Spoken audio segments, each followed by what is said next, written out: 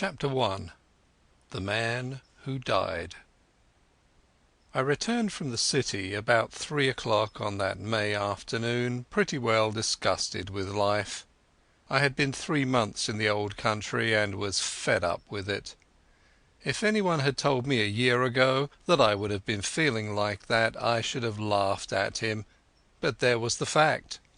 The weather made me liverish. The talk of the ordinary Englishman made me sick. I couldn't get enough exercise, and the amusements of London seemed as flat as soda water that has been standing in the sun. "Richard Hannay," I kept telling myself, "you have got into the wrong ditch, my friend, and you had better climb out." It made me bite my lips to think of the plans I had been building up those last years in Bulawayo. I had got my pile, not one of the big ones, but good enough for me, and I had figured out all kinds of ways of enjoying myself. My father had brought me out from Scotland at the age of 6, and I had never been home since, so England was a sort of Arabian Nights to me, and I counted on stopping there for the rest of my days. But from the first I was disappointed with it. In about a week I was tired of seeing sights, and in less than a month I had had enough of restaurants and theatres and race meetings. I had no real pal to go about with, which probably explains things. Plenty of people invited me to their houses, but they didn't seem much interested in me. They would ask me a question or two about South Africa and then get on to their own affairs. A lot of imperialist ladies asked me to tea to meet schoolmasters from New Zealand and editors from Vancouver, and that was the dismalest business of all. Here was I, 37 years old, sound in wind and limb, with enough money to have a good time, yawning my head off all day. I had just about settled to clear out and get back to the veldt, for I was the best bored man in the United Kingdom.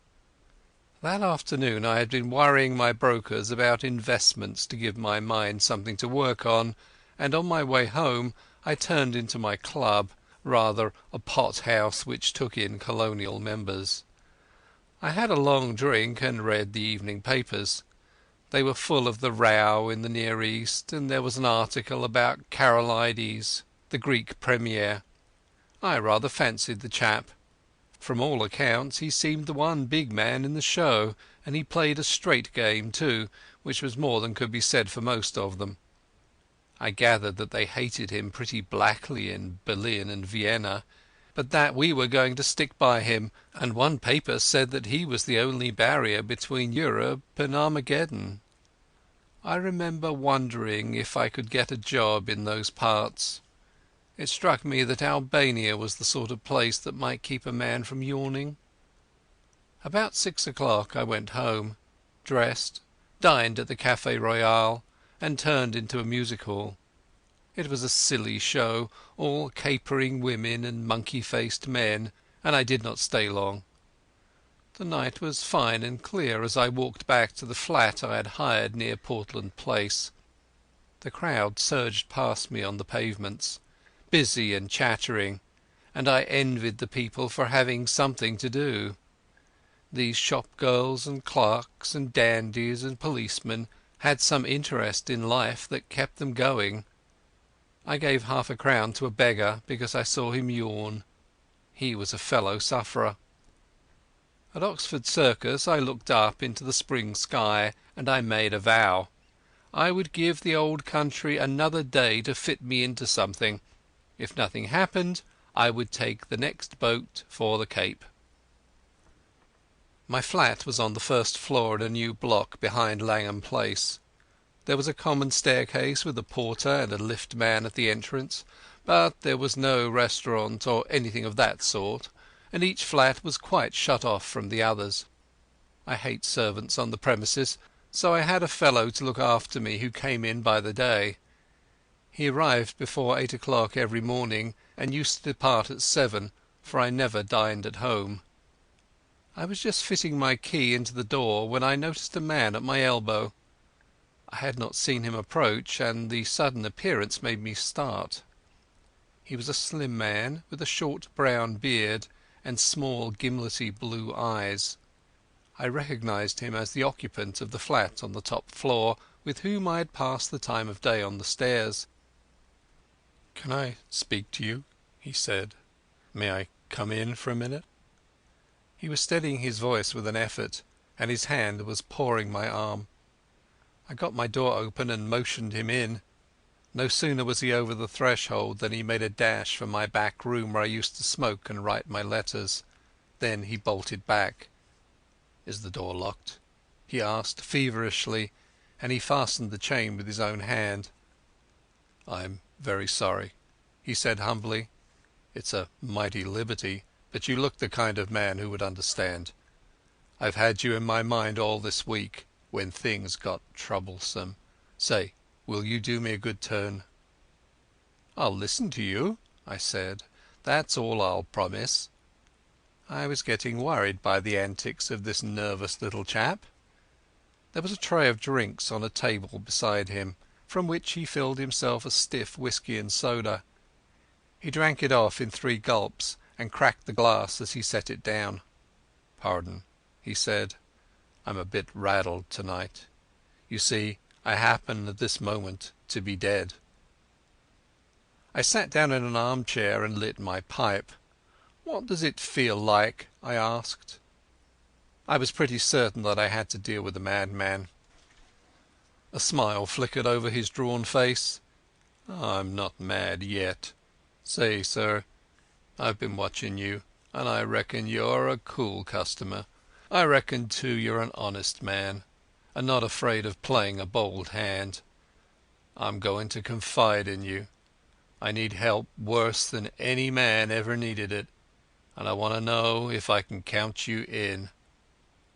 "Get on with your yarn," I said, "and then I'll tell you."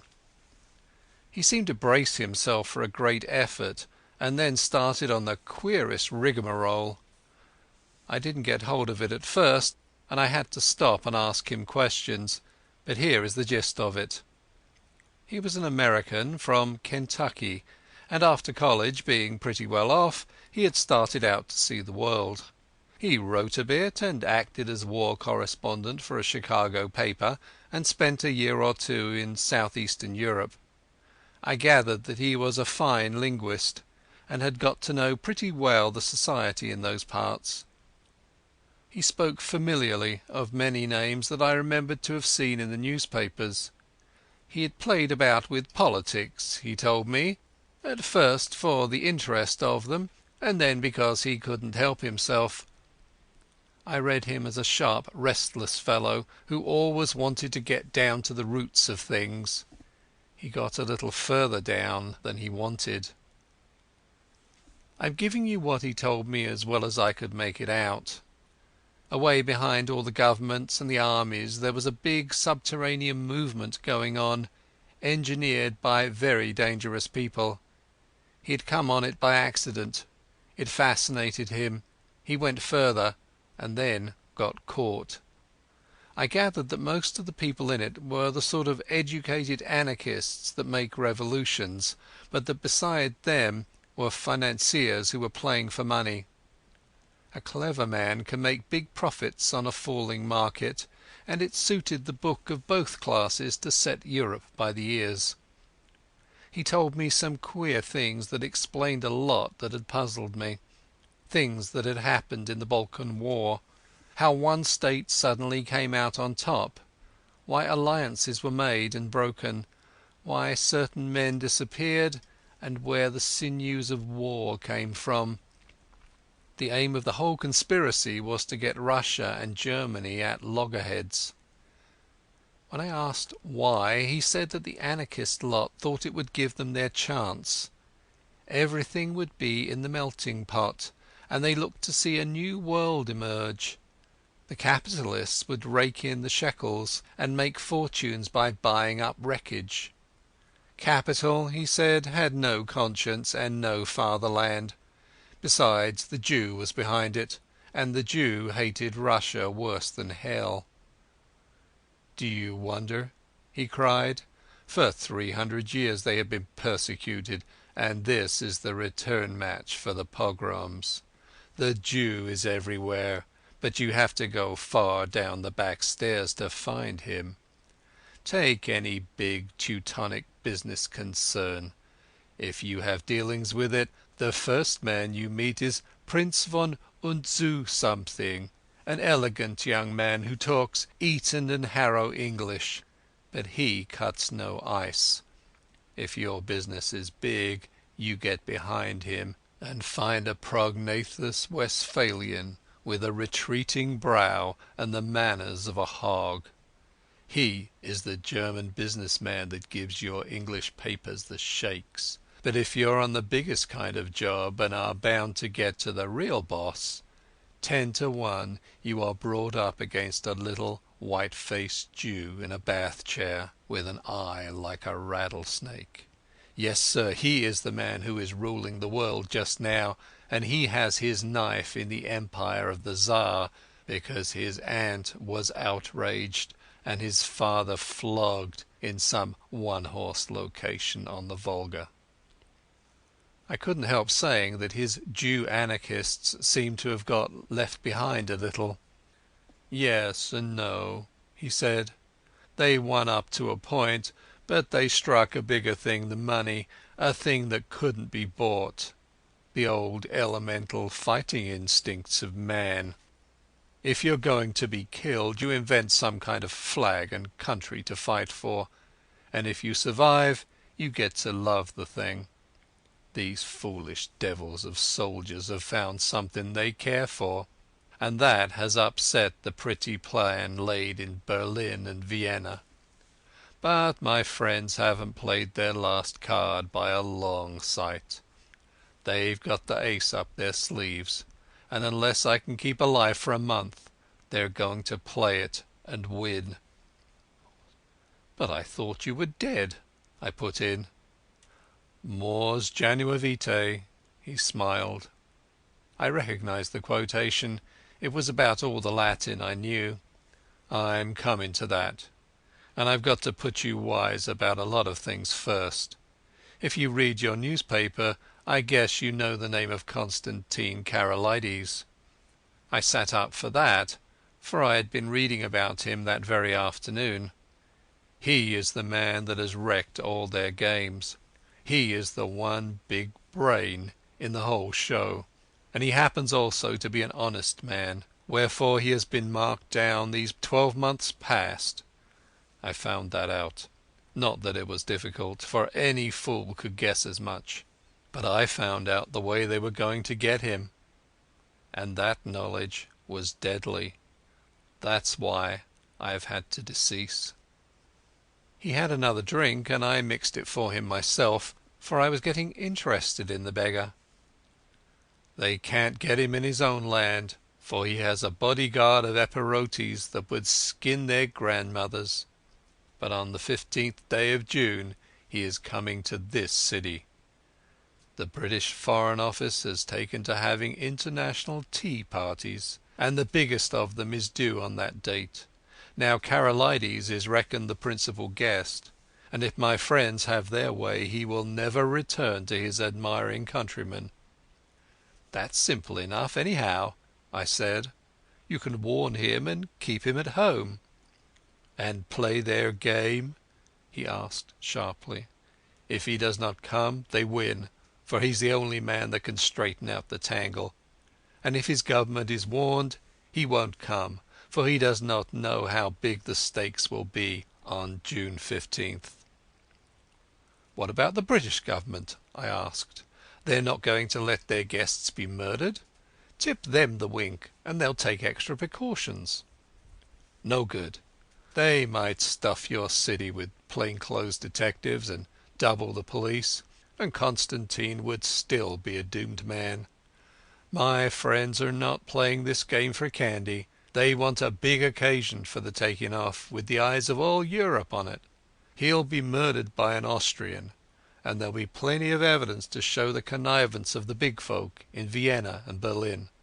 It will all be an infernal lie, of course, but the case will look black enough to the world. I'm not talking hot air, my friend. I happen to know every detail of the hellish contrivance, and I can tell you it will be the most finished piece of blackguardism since the Borgias. But it's not going to come off if there's a certain man who knows the wheels of the business alive right here in London on the 15th day of June.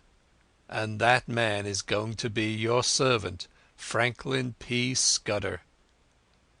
I was getting to like the little chap. His jaw had shut like a rat trap, and there was a fire of battle in his gimlety eyes. If he was spinning me a yarn, he could act up to it. "Where did you find out this story?" I asked. "I got the first hint in an inn in the Aachen, say, in Tyrol.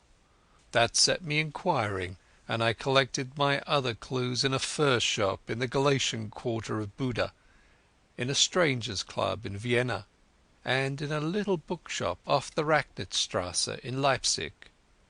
I completed my evidence 10 days ago in Paris. I can't tell you the details now, for it's something of a history. When I was quite sure in my own mind I judged it my business to disappear, and I reached this city by a mighty queer circuit. I left Paris a dandified young French-American, and I sailed from Hamburg a Jew diamond merchant. In Norway I was an English student of Ibsen, collecting materials for lectures. But when I left Bergen I was a cinema man with special ski films. And I came here from Leith with a lot of pulpwood propositions in my pocket to put before the London newspapers. Till yesterday I had thought I had muddied my trail some, and was feeling pretty happy.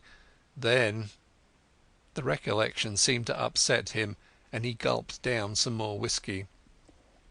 "Then I saw a man standing in the street outside this block. I used to stay close in my room all day, and only slip out after dark for an hour or two. I watched him for a bit from my window, and I thought I recognized him. He came in and spoke to the porter. When I came back from my walk last night I found a card in my letter-box. It bore the name of the man I want least to meet on God's earth." I think that the look in my companion's eyes, the sheer naked fright on his face, completed my conviction of his honesty. My own voice sharpened a bit as I asked him what he did next. "I realized I was bottled up as sure as a pickled herring, and that there was only one way out. I had to die. If my pursuers knew I was dead, they would go to sleep again." "How did you manage it?" "I told the man that valets me that I was feeling pretty bad, and I got myself up to look like death. That wasn't difficult, for I'm no slouch at disguises. Then I got a corpse. You can always get a body in London if you know where to go for it. I fetched it back in a trunk on the top of a four-wheeler, and I had to be assisted upstairs to my room. You see, I had to pile up some evidence for the inquest. I went to bed and got my man to mix me a sleeping draught, and then told him to clear out. He wanted to fetch a doctor, but I swore some and said I couldn't abide leeches. When I was left alone I started in to fake up that corpse. He was my size, and I judged had perished from too much alcohol, so I put some spirits handy about the place. The jaw was the weak point in the likeness, so I blew it away with a revolver. I daresay there will be somebody tomorrow to swear to having heard a shot, but there are no neighbours on my floor, and I guessed I could risk it. So I left the body in bed, dressed up in my pyjamas, with a revolver lying on the bedclothes, and a considerable mess around. Then I got into a suit of clothes I had kept waiting for emergencies. I didn't dare to shave for fear of leaving tracks, and besides, it wasn't any kind of use my trying to get into the streets. I'd had you in my mind all day, and there seemed nothing to do but to make an appeal to you. I watched from my window till I saw you come home, and then slipped down the stair to meet you. There, sir, I guess you know about as much as me of this business." He sat blinking like an owl, fluttering with nerves, and yet desperately determined. By this time I was pretty well convinced that he was going straight with me. It was the wildest sort of narrative, but I had heard in my time many steep tales which had turned out to be true, and I had made a practice of judging the man rather than the story. If he had wanted to get a location in my flat and then cut my throat, he would have pitched a milder yarn. "Hand me your key," I said, "and I'll take a look at the corpse. Excuse my caution, but I'm bound to verify a bit if I can." He shook his head mournfully. "I reckoned you'd ask for that, but I haven't got it. It's on my chain on the dressing table. I had to leave it behind, for I couldn't leave any clues to raise suspicions. The gentry who are after me are pretty bright-eyed citizens. You'll have to take me on trust for the night, and tomorrow you'll get proof of the corpse business right enough." I thought for an instant or two. "Right. I'll trust you for the night. I'll lock you into this room and keep the key. Just one word, Mr Scudder. I believe you're straight, but if so be you're not, I should warn you that I'm a handy man with a gun." "Sure," he said, jumping up with some briskness. "I haven't the privilege of your name, sir, but let me tell you that you're a white man. I'll thank you to lend me a razor." I took him into my bedroom and turned him loose. In half an hour's time a figure came out that I scarcely recognized. Only his gimlety, hungry eyes were the same. He was shaved clean, his hair was parted in the middle, and he had cut his eyebrows. Furthermore, he carried himself as if he had been drilled, and was the very model, even to the brown complexion, of some British officer who had had a long spell in India. He had a monocle, too, which he stuck in his eye, and every trace of the American had gone out of his speech. "My hat, Mr Scudder," I stammered. "Not Mr Scudder," he corrected. "Captain Theophilus Digby of the 7th Gurkhas, presently home on leave. I'll thank you to remember that, sir." I made him a bed in my smoking room, and sought my own couch more cheerful than I had been for the past month. Things did happen occasionally, even in this God-forgotten metropolis.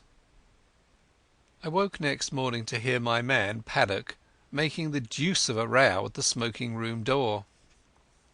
Paddock was a fellow I had done a good turn to out on the Selakwe, and I had inspanned him as my servant as soon as I got to England. He had about as much gift of the gab as a hippopotamus, and was not a great hand at valeting, but I knew I could count on his loyalty. "Stop that row, Paddock," I said. "There's a friend of mine, Captain I couldn't remember his name, dossing down in there. Get breakfast for two and then come and speak to me." I told Paddock a fine story about how my friend was a great swell, with his nerves pretty bad from overwork, who wanted absolute rest and stillness. Nobody had got to know he was there, or he would be besieged by communications from the India Office and the Prime Minister, and his cure would be ruined. I'm bound to say Scudder played up splendidly when he came to breakfast. He fixed Paddock with his eyeglass just like a British officer, and asked him about the Boer War, and slung out at me a lot of stuff about imaginary pals. Paddock couldn't learn to call me sir, but he sirred Scudder as if his life depended on it. I left him with the newspaper and a box of cigars, and went down to the city till luncheon. When I got back the porter had a weighty face.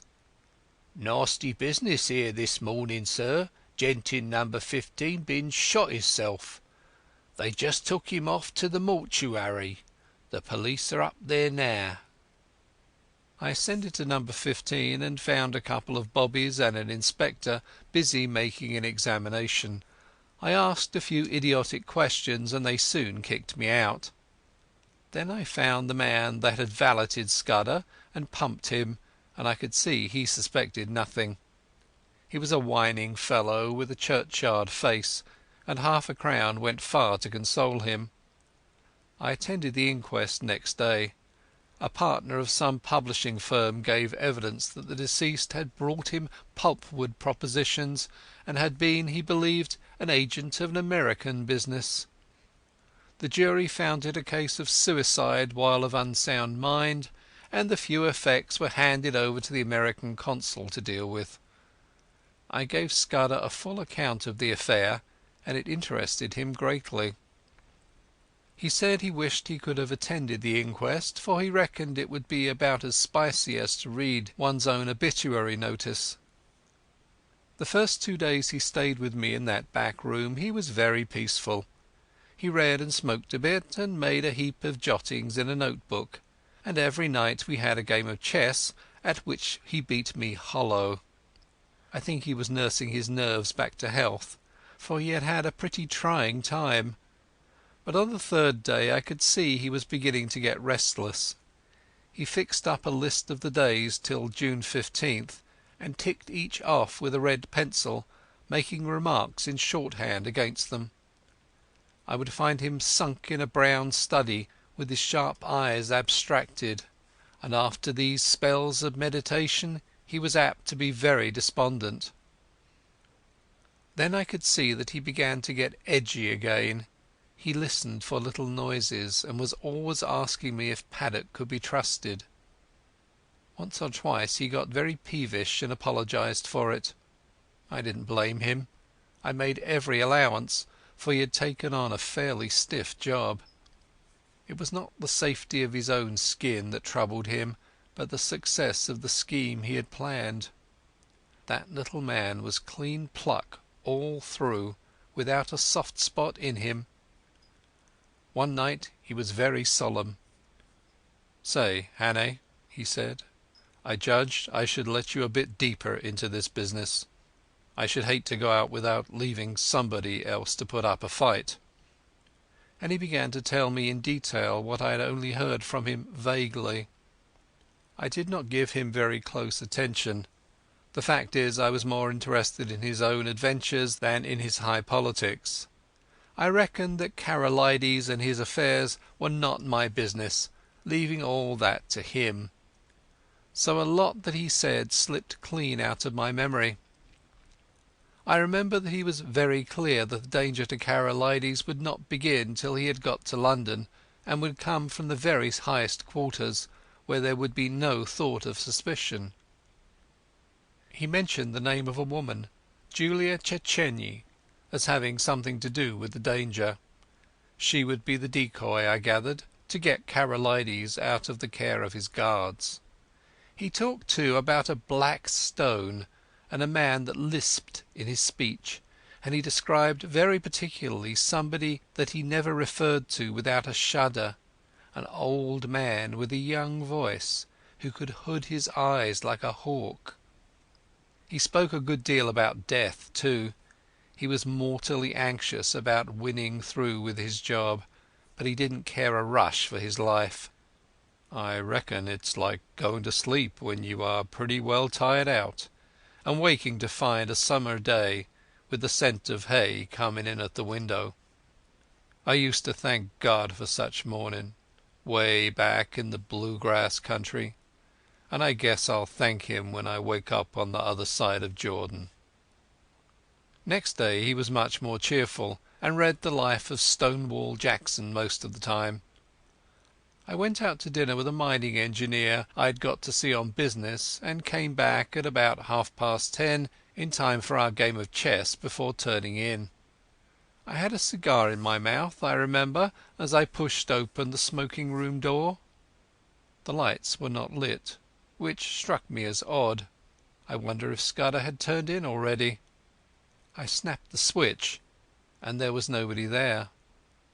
Then I saw something in the far corner which made me drop my cigar and fall into a cold sweat. My guest was lying sprawled on his back. There was a long knife through his heart, which skewered him to the floor. End of Chapter 1. Chapter 2. The Milkman sets out on his travels. I sat down in an armchair and felt very sick. That lasted for maybe 5 minutes, and was succeeded by a fit of the horrors. The poor, staring, white face on the floor was more than I could bear, and I managed to get a tablecloth and cover it. Then I staggered to a cupboard, found the brandy and swallowed several mouthfuls. I had seen men die violently before. Indeed, I had killed a few myself in the Matabele War, but this cold-blooded indoor business was different. Still, I managed to pull myself together. I looked at my watch and saw that it was 10:30. An idea seized me, and I went over the flat with a small-tooth comb. There was nobody there, nor any trace of anybody, but I shuttered and bolted all the windows and put the chain on the door. By this time my wits were coming back to me, and I could think again. It took me about an hour to figure the thing out, and I did not hurry, for unless the murderer came back, I had until about 6 o'clock in the morning for my cogitations. I was in the soup, that was pretty clear. Any shadow of a doubt I might have had about the truth of Scudder's tale was now gone. The proof of it was lying under the tablecloth. The men that knew he knew what he knew had found him, and had taken the best way to make certain of his silence. Yes, but he had been in my room 4 days, and his enemies must have reckoned that he had confided in me. So I would be the next to go. It might be that very night, or next day, or the day after, but my number was up all right. Then suddenly I thought of another probability. Supposing I went out now and called in the police, or went to bed and let Paddock find the body and call them in the morning. What kind of a story was I to tell about Scudder? I had lied to Paddock about him, and the whole thing looked desperately fishy. If I made a clean breast of it and told the police everything he had told me, they would simply laugh at me. The odds were 1,000 to 1 that I would be charged with the murder, and the circumstantial evidence was strong enough to hang me. Few people knew me in England. I had no real pal who could come forward and swear to my character. Perhaps that was what these secret enemies were playing for. They were clever enough for anything, and an English prison was as good a way of getting rid of me until after June 15th as a knife in my chest. Besides, if I told the whole story and by any miracle was believed, I would be playing their game. Karolides would stay at home, which was what they wanted. Somehow or other, the sight of Scudder's dead face had made me a passionate believer in his scheme. He was gone, but he had taken me into his confidence, and I was pretty well bound to carry on his work. You may think this ridiculous for a man in danger of his life, but that was the way I looked at it. I am an ordinary sort of fellow, not braver than other people, but I hate to see a good man downed, and that long knife would not be the end of Scudder if I could play the game in his place. It took me an hour or two to think this out, and by that time I had come to a decision. I must vanish somehow, and keep vanished, until the end of the 2nd week of June. Then I must somehow find a way to get in touch with the government people and tell them what Scudder had told me. I wished to heaven he had told me more, and that I had listened more carefully to the little he had told me. I knew nothing but the barest facts. There was a big risk that, even if I weathered the other dangers, I would not be believed in the end. I must take my chance of that, and hope that something might happen which would confirm my tale in the eyes of the government. My first job was to keep going for the next 3 weeks. It was now the 24th of May, and that meant 20 days of hiding before I could venture to approach the powers that be. I reckoned that 2 sets of people would be looking for me: Scudder's enemies to put me out of existence, and the police, who would want me for Scudder's murder. It was going to be a giddy hunt, and it was queer how the prospect comforted me. I had been slack so long that almost any chance of activity was welcome. When I had to sit alone with that corpse and wait on fortune, I was no better than a crushed worm, but if my next safety was to hang on my own wits, I was prepared to be cheerful about it. My next thought was whether Scudder had any papers about him to give me a better clue to the business. I drew back the tablecloth and searched his pockets, for I had no longer any shrinking from the body. The face was wonderfully calm for a man who had been struck down in a moment. There was nothing in the breast pocket, and only a few loose coins and a cigar holder in the waistcoat. The trousers held a little penknife and some silver, and the side pocket of his jacket contained an old crocodile skin cigar case. There was no sign of the little black book in which I had seen him making notes. That had, no doubt, been taken by his murderer. But as I looked up from my task I saw that some drawers had been pulled out in the writing table. Scudder would never have left them in that state, for he was the tidiest of mortals. Someone must have been searching for something, perhaps for the pocket-book. I went round the flat and found that everything had been ransacked. The insides of books, drawers, cupboards, boxes, even the pockets of clothes in my wardrobe and the sideboard in the dining-room. There was no trace of the book. Most likely the enemy had found it, but they had not found it on Scudder's body. Then I got out an atlas and looked at a big map of the British Isles. My notion was to get off to some wild district where my veldcraft would be of some use to me, for I would be like a trapped rat in a city. I considered that Scotland would be best, for my people were Scotch, and I could pass anywhere as an ordinary Scotsman. I had half an idea at first to be a German tourist, for my father had had German partners, and I had been brought up to speak the tongue pretty fluently, not to mention having put in 3 years prospecting for copper in German Damaraland. But I calculated that it would be less conspicuous to be a Scot, and less in a line with what the police might know of my past. I fixed on Galloway as the best place to go. It was the nearest wild place of Scotland, so far as I could figure it out, and from the look of the map was not over thick with population. A search in Bradshaw informed me that a train left St Pancras at 7:10, which would land me at a Galloway station in the late afternoon.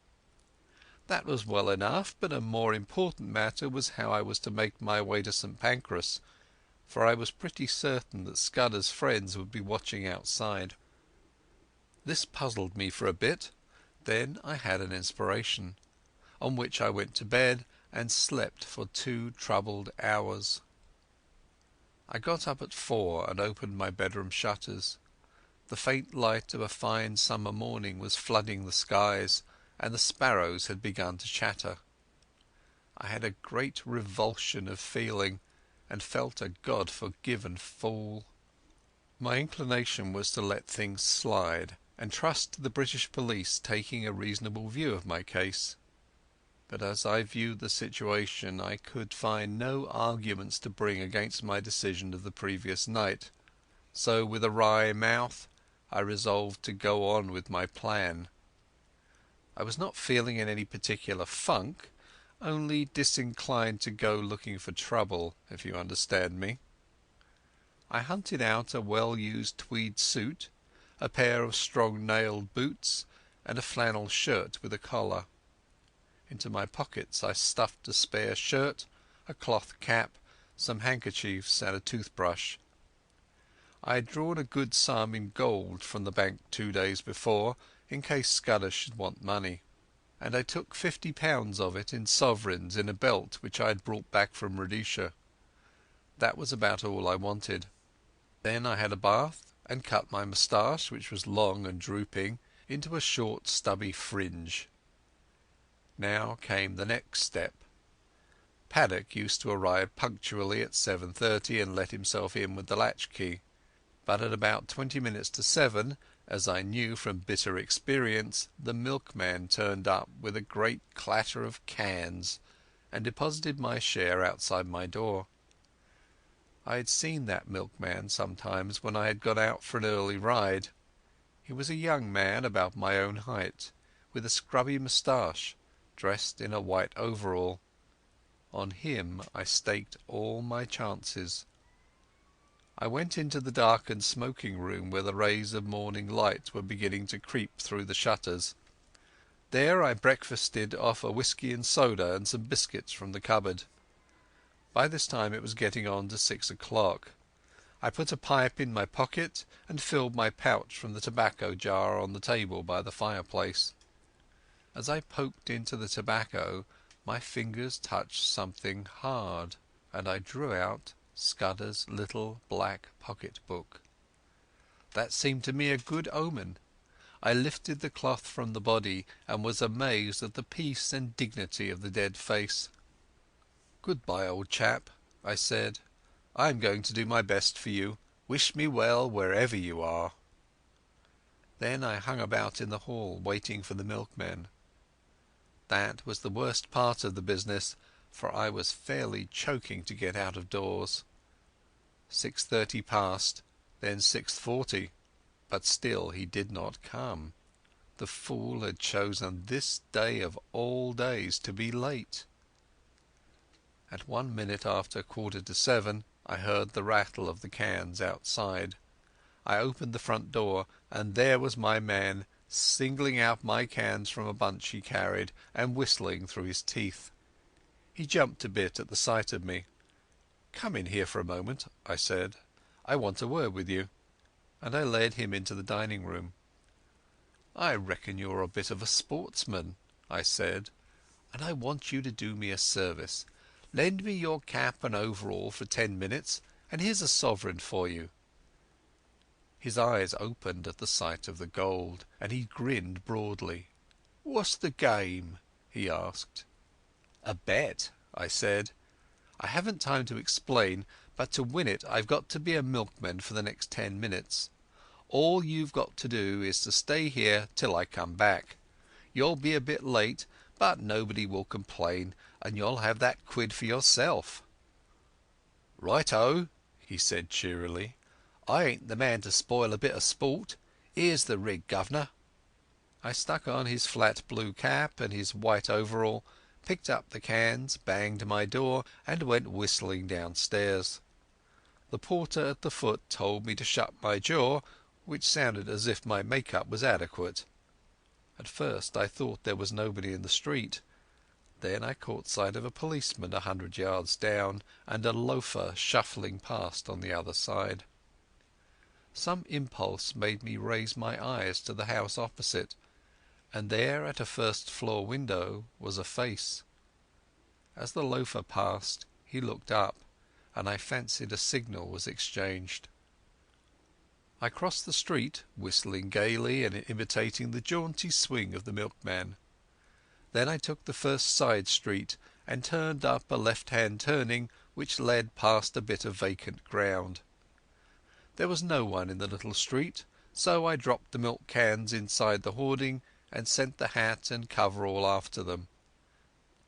I had only just put on my cloth cap when a postman came round the corner. I gave him a good morning, and he answered me unsuspiciously. At the moment the clock of a neighbouring church struck the hour of 7. There was not a second to spare. As soon as I got to Euston Road I took to my heels and ran. The clock at Euston Station showed 5 minutes past the hour. At St Pancras I had no time to take a ticket, let alone that I had not settled upon my destination. A porter told me the platform, and as I entered it I saw the train already in motion. 2 station officials blocked the way, but I dodged them and clambered into the last carriage. 3 minutes later, as we were roaring through the northern tunnels, an irate guard interviewed me. He wrote out for me a ticket to Newton Stewart, a name which had suddenly come back to my memory, and he conducted me from the first-class compartment where I had ensconced myself to a third-class smoker, occupied by a sailor and a stout woman with a child. He went off grumbling, and as I mopped my brow I observed to my companions in my broadest Scots that it was a sore job catching trains. I had already entered upon my part. "The impudence of that guard," said the lady bitterly. "He was complaining o' this wean no haeing a ticket, and her no furrer than August 12th, and he was objecting to this gentleman spitting." The sailor morosely agreed, and I started my new life in an atmosphere of protest against authority. I reminded myself that a week ago I had been finding the world dull. Chapter 3. The Adventure of the Literary Innkeeper. I had a solemn time travelling north that day. It was fine May weather, with the hawthorn flowering on every edge, and I asked myself why, when I was still a free man, I had stayed on in London and not got the good of this heavenly country. I didn't dare face the restaurant car, but I got a luncheon basket at Leeds and shared it with the fat woman. Also I got the morning's papers, with news about starters for the Derby and the beginning of the cricket season, and some paragraphs about how Balkan affairs were settling down and a British squadron was going to Kiel. When I had done with them I got out Scudder's little black pocket-book and studied it. It was pretty well filled with jottings, chiefly figures, though now and then a name was printed in. For example, I found the word Hofgaard, Luneville and avocado pretty often, and especially the word Pavia. Now, I was certain that Scudder never did anything without a reason, and I was pretty sure that there was a cipher in all this. That is a subject which has always interested me, and I did a bit of it myself once as intelligence officer at Delagoa Bay during the Boer War. I have a head for things like chess and puzzles, and I used to reckon myself pretty good at finding out ciphers. This one looked like the numerical kind, where sets of figures corresponded to the letters of the alphabet, but any fairly shrewd man can find the clue to that sort after an hour or two's work, and I didn't think Scudder would have been content with anything so easy. So I fastened on the printed words, for you can make a pretty good numerical cipher if you have a keyword which gives you the sequence of the letters. I tried for hours, but none of the words answered. Then I fell asleep and woke at Dumfries just in time to bundle out and get into the slow Galloway train. There was a man on the platform whose looks I didn't like, but he never glanced at me, and when I caught sight of myself in the mirror of an automatic machine I didn't wonder. With my brown face, my old tweeds and my slouch, I was the very model of one of the hill farmers who were crowding into the third-class carriages. I travelled with half a dozen in an atmosphere of shag and clay pipes. They had come from the weekly market, and their mouths were full of prices. I heard accounts of how the lambing had gone up on the Cairn and the Douch and a half-dozen other mysterious waters. Above half the men had lunched heavily and were highly flavoured with whisky, but they took no notice of me. We rumbled slowly into a land of little wooded glens, and then to a great wide moorland place, gleaming with lochs and high blue hills showing northwards. About 5 o'clock the carriage had emptied, and I was left alone, as I'd hoped. I got out at the next station, a little place whose name I scarcely noted, set right in the heart of a bog. It reminded me of one of those forgotten little stations in the Karoo. An old station-master was digging in his garden, and with his spade over his shoulder sauntered to the train, took charge of a parcel and went back to his potatoes. A child of 10 received my ticket, and I emerged on a white road that straggled over the brown moor. It was a gorgeous spring evening, with every hill showing as clear as a cut amethyst. The air had the queer rooty smell of bogs, but it was as fresh as mid-ocean, and it had the strangest effect on my spirits. I actually felt light-hearted. I might have been a boy out for a spring holiday tramp, instead of a man of 37 very much wanted by the police. I felt just as I used to feel when I was starting for a big trek on a frosty morning on the high veldt. If you believe me, I swung along that road whistling. There was no plan of campaign in my head, only just to go on and on in this blessed, honest-smelling hill country, for every mile put me in better humour with myself. In a roadside planting I cut a walking stick of hazel, and presently struck off the highway by a bypath which followed the glen of a brawling stream. I reckoned that I was still far ahead of any pursuit, and for that night might please myself. It was some hours since I had tasted food, and I was getting very hungry when I came to a herd cottage set in a nook beside a waterfall. A brown-faced woman was standing by the door, and greeted me with the kindly shyness of moorland places. When I asked for a night's lodging she said I was welcome to the bed in the loft, and very soon she set before me a hearty meal of ham and eggs, scones, and thick sweet milk. At the darkening her man came in from the hills, a lean giant who in one step covered as much ground as 3 paces of ordinary mortals. They asked no questions, for they had the perfect breeding of all dwellers in the wilds, but I could see that they set me down as some kind of dealer, and I took some trouble to confirm their view. I spoke a lot about cattle, of which my host knew little, and I picked up from him a good deal about the local Galloway markets, which I tucked away in my memory for future use. At 10 I was nodding in my chair, and the bed in the loft received a weary man who never opened his eyes till 5 o'clock set the little homesteader going once more. They refused any payment, and by 6 I had breakfasted and was striding southwards again. My notion was to return to the railway line a station or 2 further on than the place where I had alighted yesterday, and to double back. I reckoned that was the safest way, for the police would naturally assume that I was always making further from London in the direction of some western port. I thought I had still a good bit of a start, for, as I reasoned, it would take some hours to fix the blame on me, and several more to identify the fellow who got on board the train at St Pancras.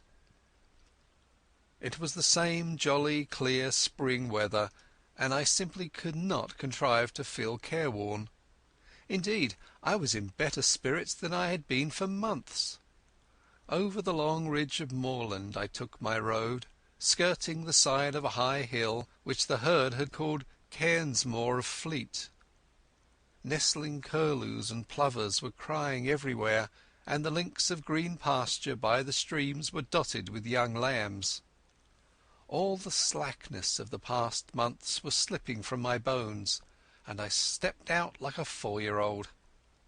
By and by I came to a swell of moorland which dipped to the vale of a little river, and a mile away in the heather I saw the smoke of a train. The station, when I reached it, proved to be ideal for my purpose. The moor surged up around it, and left room only for the single line, a slender siding, a waiting-room, an office, the station-master's cottage, and a tiny yard of gooseberries and sweet william. There seemed no road to it from anywhere, and to increase the desolation the waves of a tarn lapped on their grey granite beach half a mile away. I waited in the deep heather till I saw the smoke of an east-going train on the horizon. Then I approached the tiny booking office and took a ticket for Dumfries. The only occupants of the carriage were an old shepherd and his dog, a wall-eyed brute that I mistrusted. The man was asleep, and on the cushions beside him was that morning's Scotsman. Eagerly I seized on it, for I fancied it would tell me something. There were two columns about the Portland Place murder, as it was called. My man Paddock had given the alarm and had the milkman arrested. Poor devil, it looked as if the latter had earned his sovereign hardly. But for me he had been cheap at the price, for he seemed to have occupied the police the better part of a day.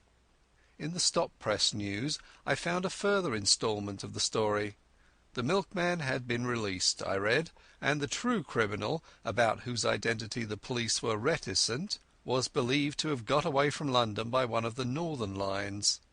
There was a short note about me as the owner of the flat. I guessed the police had stuck in that as a clumsy contrivance to persuade me that I was unsuspected.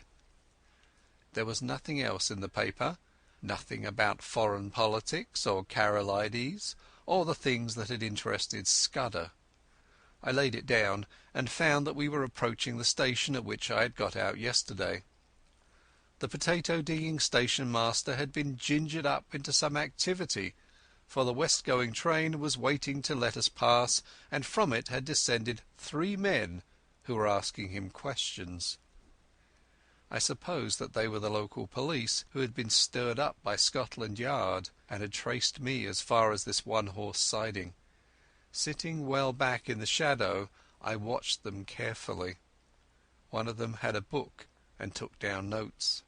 The old potato digger seemed to have turned peevish, but the child who had collected my ticket was talking volubly. All the party looked across the moor where the white road departed. I hoped they were going to take up my tracks there. As we moved away from that station my companion woke up. He fixed me with a wondering glance, kicked his dog vigorously, and inquired where he was. Clearly he was very drunk. "That's what comes of being a teetotaler," he observed in bitter regret. I expressed my surprise that in him I should have met a blue-ribbon stalwart. "Ay, but I'm a strong teetotaler," he said pugnaciously. "I took the pledge last Martinmas, and I havena touched a drop of whisky since, not even at Hogmanay, though I was sair tempted." He swung his heels up on the seat and burrowed a frowsy head into the cushions. "And that's what I get," he moaned. "A head hotter than hell fire, and 20 looking different ways for the Sabbath." "What did it?" I asked. "A drink they ca' brandy.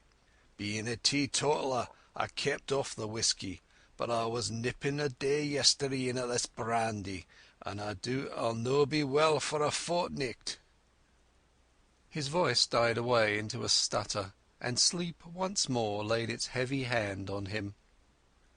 My plan had been to get out at some station down the line, but the train suddenly gave me a better chance, for it came to a standstill at the end of a culvert which spanned a brawling porter-coloured river. I looked out and saw that every carriage window was closed, and no human figure appeared on the landscape. So I opened the door and dropped quickly into the tangle of hazels which edged the line. It would have been all right but for that infernal dog. Under the impression that I was decamping with its master's belongings, it started to bark, and all but got me by the trousers.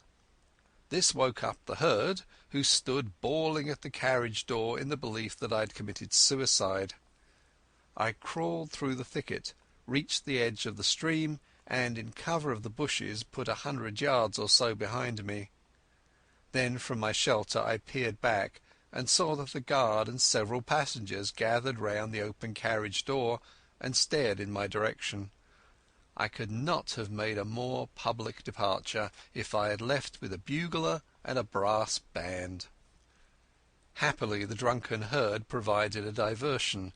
He and his dog, which was attached by a rope to his waist, suddenly cascaded out of the carriage, landed on their heads on the track, and rolled some way down the bank towards the water. In the rescue which followed, the dog bit somebody, for I could hear the sound of hard swearing. Presently they had forgotten me, and when, after a quarter of a mile's crawl, I ventured to look back, the train had started again and was vanishing in the cutting. I was in a wide semicircle of moorland, with the brown river as radius and the high hills forming the northern circumference. There was not a sign or sound of a human being, only the plashing water and the odd interminable crying of curlews. Yet, oddly enough, for the first time I felt the terror of the hunted on me. It was not the police that I thought of, but the other folk who knew that I knew Scudder's secret and dared not let me live. I was certain that they would pursue me with a keenness and vigilance unknown to the British law, and that once their grip closed on me I should find no mercy. I looked back, and there was nothing in the landscape.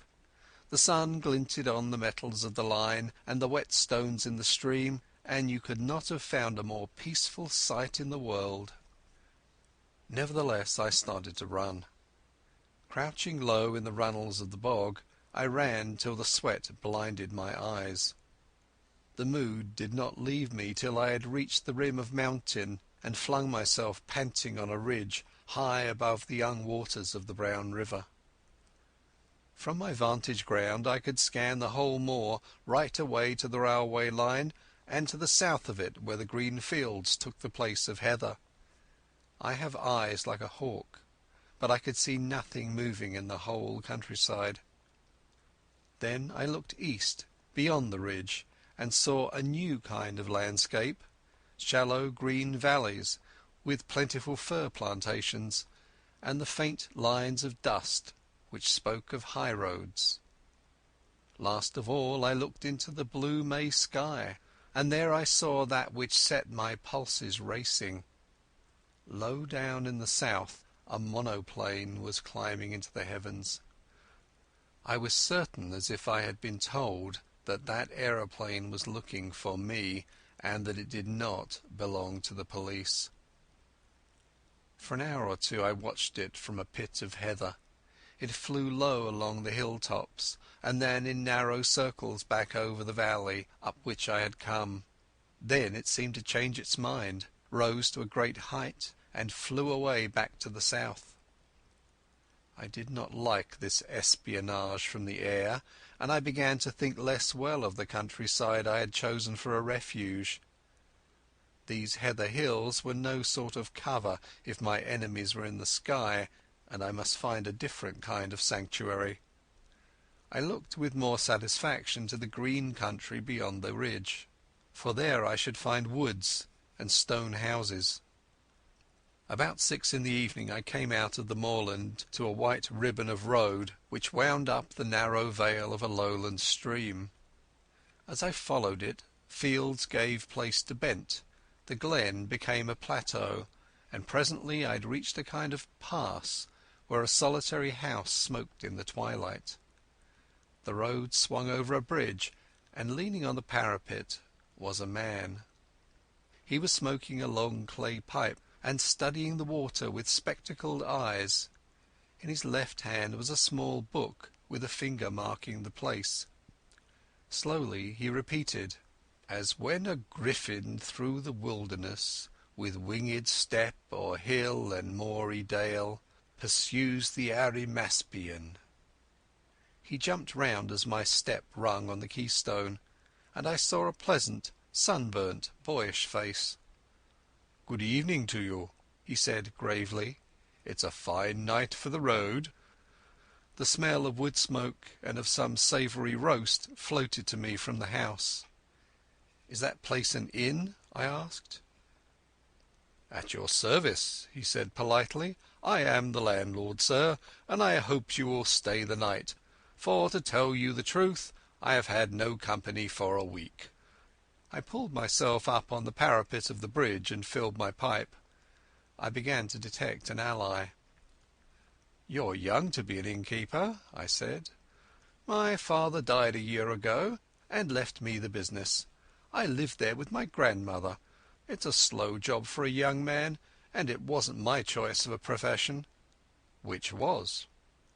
He actually blushed. "I want to write books," he said. "And what better chance could you ask?" I cried. Man, I've often thought that an innkeeper would make the best storyteller in the world." "Not now," he said eagerly. "Maybe in the old days, when you had pilgrims and ballad makers and highwaymen and mail coaches on the road, but not now. Nothing comes here but motor cars full of fat women who stop for lunch, or a fisherman or two in the spring, and the shooting tenant in August. There's not much material to be got out of that. I want to see life, to travel the world, and write things like Kipling and Conrad. The most I've done yet is to get some verses printed in Chambers' Journal."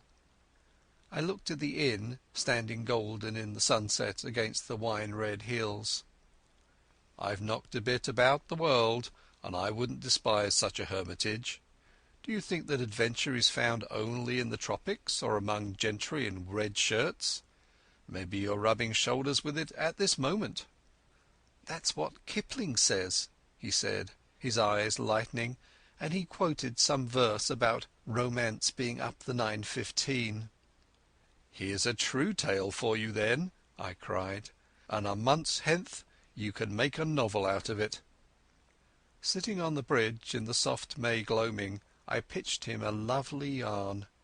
It was true in essentials too, though I altered the minor details. I made out that I was a mining magnate from Kimberley who had had a lot of trouble with IDB, illicit diamond buying, and had shown up a gang. They had pursued me across the ocean and had killed my best friend, and were now on my tracks. I told the story well, though I say it who shouldn't.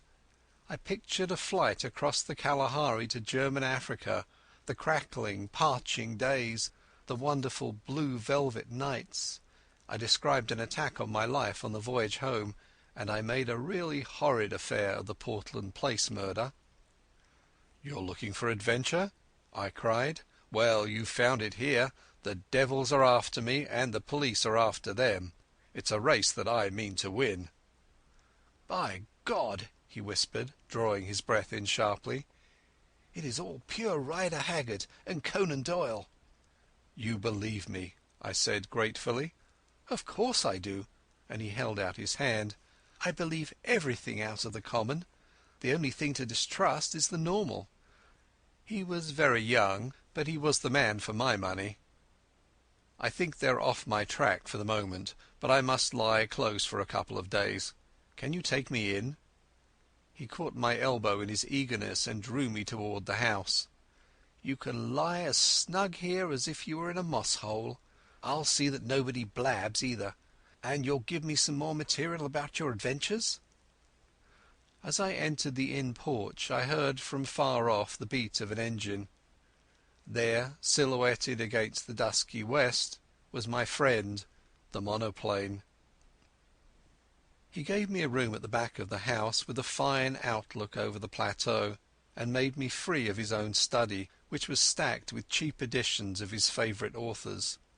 I never saw the grandmother, so I guessed she was bedridden. An old woman named Margit brought me my meals, and the innkeeper was around me at all hours. I wanted some time to myself, so I invented a job for him. He had a motor bicycle, and I set him off next morning for the daily paper, which usually arrived with the post in the late afternoon. I told him to keep his eyes skinned, and to make note of any strange figures he saw, keeping a special sharp lookout for motors and aeroplanes. Then I sat down in real earnest to Scudder's notebook. He came back at midday with the Scotsman. There was nothing in it except some further evidence of Paddock and the Milkman, and a repetition of yesterday's statement that the murderer had gone north. But there was a long article, reprinted from the Times, about Karolides and the state of affairs in the Balkans, though there was no mention of any visit to England. I got rid of the innkeeper for the afternoon, for I was getting very warm in my search for the cipher. As I told you, it was a numerical cipher, and by an elaborate system of experiments I had pretty well discovered what were the nulls and stops. The trouble was the key word, and when I thought of the odd million words he might have used, I felt pretty hopeless. But about 3 o'clock I had a sudden inspiration. The name Julia Czechenyi flashed across my memory. Scudder had said it was the key to the Karolides business, and it occurred to me to try it on his cipher. It worked. The 5 letters of Julia gave me the position of the vowels. A was J, the 10th letter of the alphabet, and so repeated by X in the cipher. E was U, XXI, and so on. Czechenyi gave me the numerals for the principal consonants. I scribbled that scheme on a bit of paper and sat down to read Scudder's pages. In half an hour I was reading with a whitish face and fingers that drummed on the table. I glanced out of the window and saw a big touring car coming up the glen towards the inn. It drew up at the door, and there was the sound of people alighting. There seemed to be 2 of them, men in aquascutums and tweed caps. 10 minutes later the innkeeper slipped into the room, his eyes bright with excitement. "There's 2 chaps below looking for you," he whispered. "They're in the dining room having whiskies and sodas. They asked about you and said they'd hoped to meet you here. Oh, and they described you jolly well, down to your boots and shirt. I told them you had been here last night and had gone off on a motor bicycle this morning, and one of the chaps swore like a navvy." I made him tell me what they looked like. One was a dark-eyed, thin fellow with bushy eyebrows, and the other was always smiling and lisped in his talk. Neither was any kind of foreigner, on this my young friend was positive. I took a bit of paper and wrote these words in German as if they were part of a letter. Blackstone. Scudder had got on to this, but he could not act for a fortnight. I doubt if I can do any good now, especially as Karolides is uncertain about his plans, but if Mr. T advises, I will do the best I manufactured it rather neatly, so that it looked like a loose page of a private letter. "Take this down and say it was found in my bedroom, and ask them to return it to me if they overtake me." 3 minutes later I heard the car begin to move, and peeping from behind the curtain caught sight of the 2 figures. One was slim, the other was sleek. That was the most I could make of my reconnaissance. The innkeeper appeared in great excitement. "Your paper woke them up," he said gleefully. "That dark fellow went as white as death and cursed like blazes, and the fat one whistled and looked ugly. They paid for their drinks with half a sovereign and wouldn't wait for change." "Now I'll tell you what I want you to do," I said. "Get on your bicycle and go off to Newton Stewart to the chief constable. Describe the 2 men, and say you suspect them of having something to do with the London murder. You can invent reasons. The 2 will come back, no fear. Not tonight, for they'll follow me 40 miles along the road, but first thing tomorrow morning. Tell the police to be here bright and early." He set off like a docile child while I worked at Scudder's notes. When he came back we dined together, and in common decency I had to let him pump me. I gave him a lot of stuff about lion hunts and the Matabele War, thinking all the while what tame business these were compared with this I was now engaged in. When he went to bed I sat up and finished Scudder. I smoked in a chair till daylight, for I could not sleep. About 8 next morning I witnessed the arrival of 2 constables and a sergeant.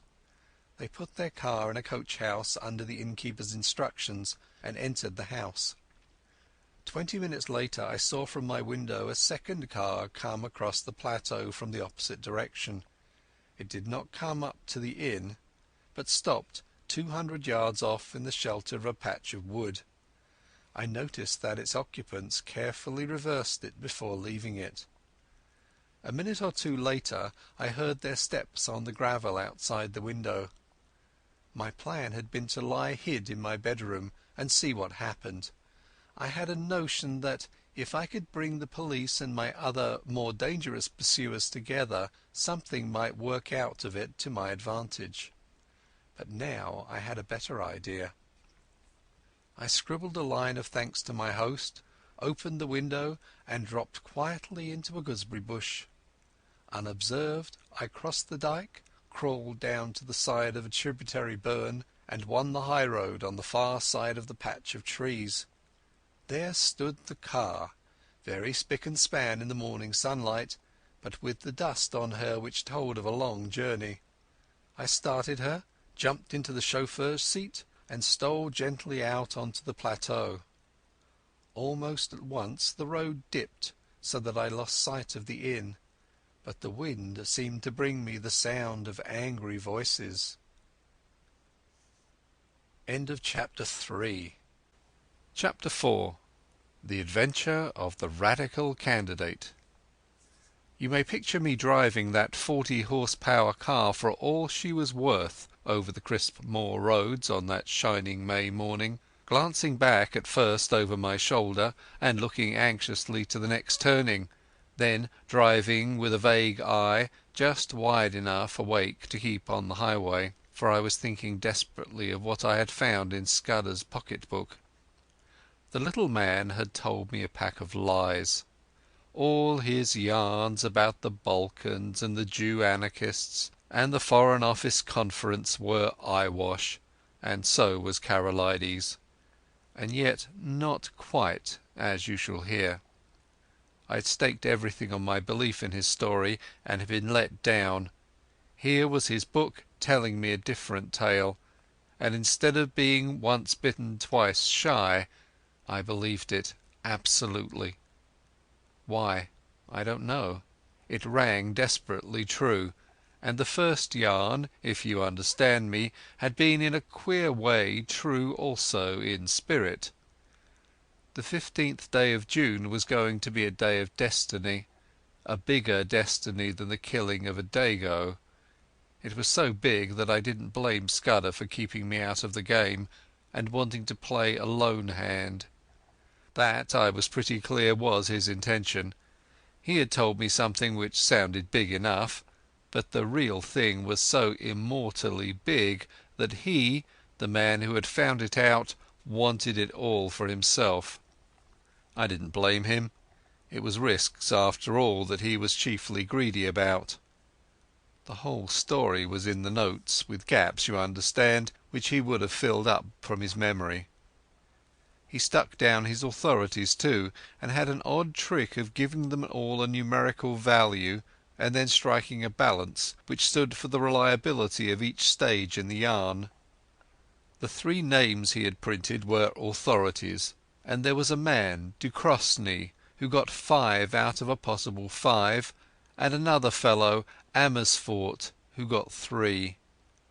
The bare bones of the tale were all that was in the book. That and one queer phrase which occurred half a dozen times inside brackets. 39 steps was the phrase, and at its last time of use it ran 39 steps. I counted them. High tide, 10:17 p.m. I could make nothing of that. The first thing I learned was that it was no question of preventing a war. That was coming as sure as Christmas, had been arranged, said Scudder, ever since February 1912. Karolides was going to be the occasion. He was booked all right, and was to hand in his cheques on June 14th, 2 weeks and 4 days from that May morning. I gathered from Scudder's notes that nothing on earth could prevent that. His talk of Epirote guards that would skin their own grandmother was all billy-o. The second thing was that this war was going to come as a mighty surprise to Britain. Karolides' death would set the Balkans by the ears, and then Vienna would chip in with an ultimatum. Russia wouldn't like that, and there would be high words. But Berlin would play the peacemaker and pour oil on the waters, till suddenly she would find a good cause for a quarrel, pick it up, and in 5 hours let fly at us. That was the idea, and a pretty good one too. Honey and fair speeches, and then a stroke in the dark. While we were talking about the goodwill and good intentions of Germany, our coast would be silently ringed with mines, and submarines would be waiting for every battleship. But all this depended upon the third thing, which was due to happen on June 15th. I would never have grasped this if I hadn't once happened to meet a French staff officer coming back from West Africa who had told me a lot of things. One was that in spite of all the nonsense talked in Parliament, there was a real working alliance between France and Britain, and that the two general staffs met every now and then and made plans for joint action in time of war. Well, in June a very great swell was coming over from Paris, and he was going to get nothing less than a statement of the disposition of the British Home Fleet on mobilization. At least I gathered it was something like that. Anyhow, it was something uncommonly important. But on the 15th day of June there were to be others in London, others at whom I could only guess. Scudder was content to call them collectively the Black Stone. They represented not our allies but our deadly foes, and the information destined for France was to be diverted to their pockets. And it was to be used, remember, used a week or two later with great guns and swift torpedoes, suddenly in the darkness of a summer night. This was the story I had been deciphering in the back room of a country inn overlooking a cabbage garden. This was the story that hummed in my brain as I swung in the big touring car from glen to glen. My first impulse had been to write a letter to the Prime Minister, but a little reflection convinced me that that would be useless. Who would believe my tale? I must show a sign, some token in proof, and heaven knew what that could be. Above all, I must keep going myself, ready to act when things got riper, and that was going to be no light job with the police of the British Isles in full cry after me, and the watchers of the Black Stone running silently and swiftly on my trail.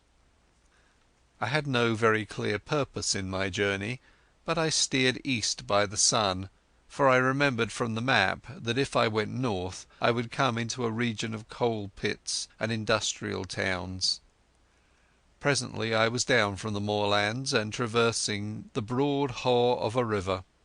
For miles I ran alongside a park wall, and in a break of the trees I saw a great castle. I swung through the little old thatched villages and over peaceful lowland streams, and past gardens blazing with hawthorn and yellow laburnum. The land was so deep in peace that I could scarcely believe that somewhere behind me were those who sought my life. Ay, and that in a month's time, unless I had the almightiest of luck, these round country faces would be pinched and staring, and men would be lying dead in English fields. About midday I entered a long straggling village, and had a mind to stop and eat. Halfway down was the post office, and on the steps of it stood the postmistress and a policeman hard at work conning a telegram. When they saw me they wakened up, and the policeman advanced with a raised hand and cried on me to stop. I nearly was fool enough to obey.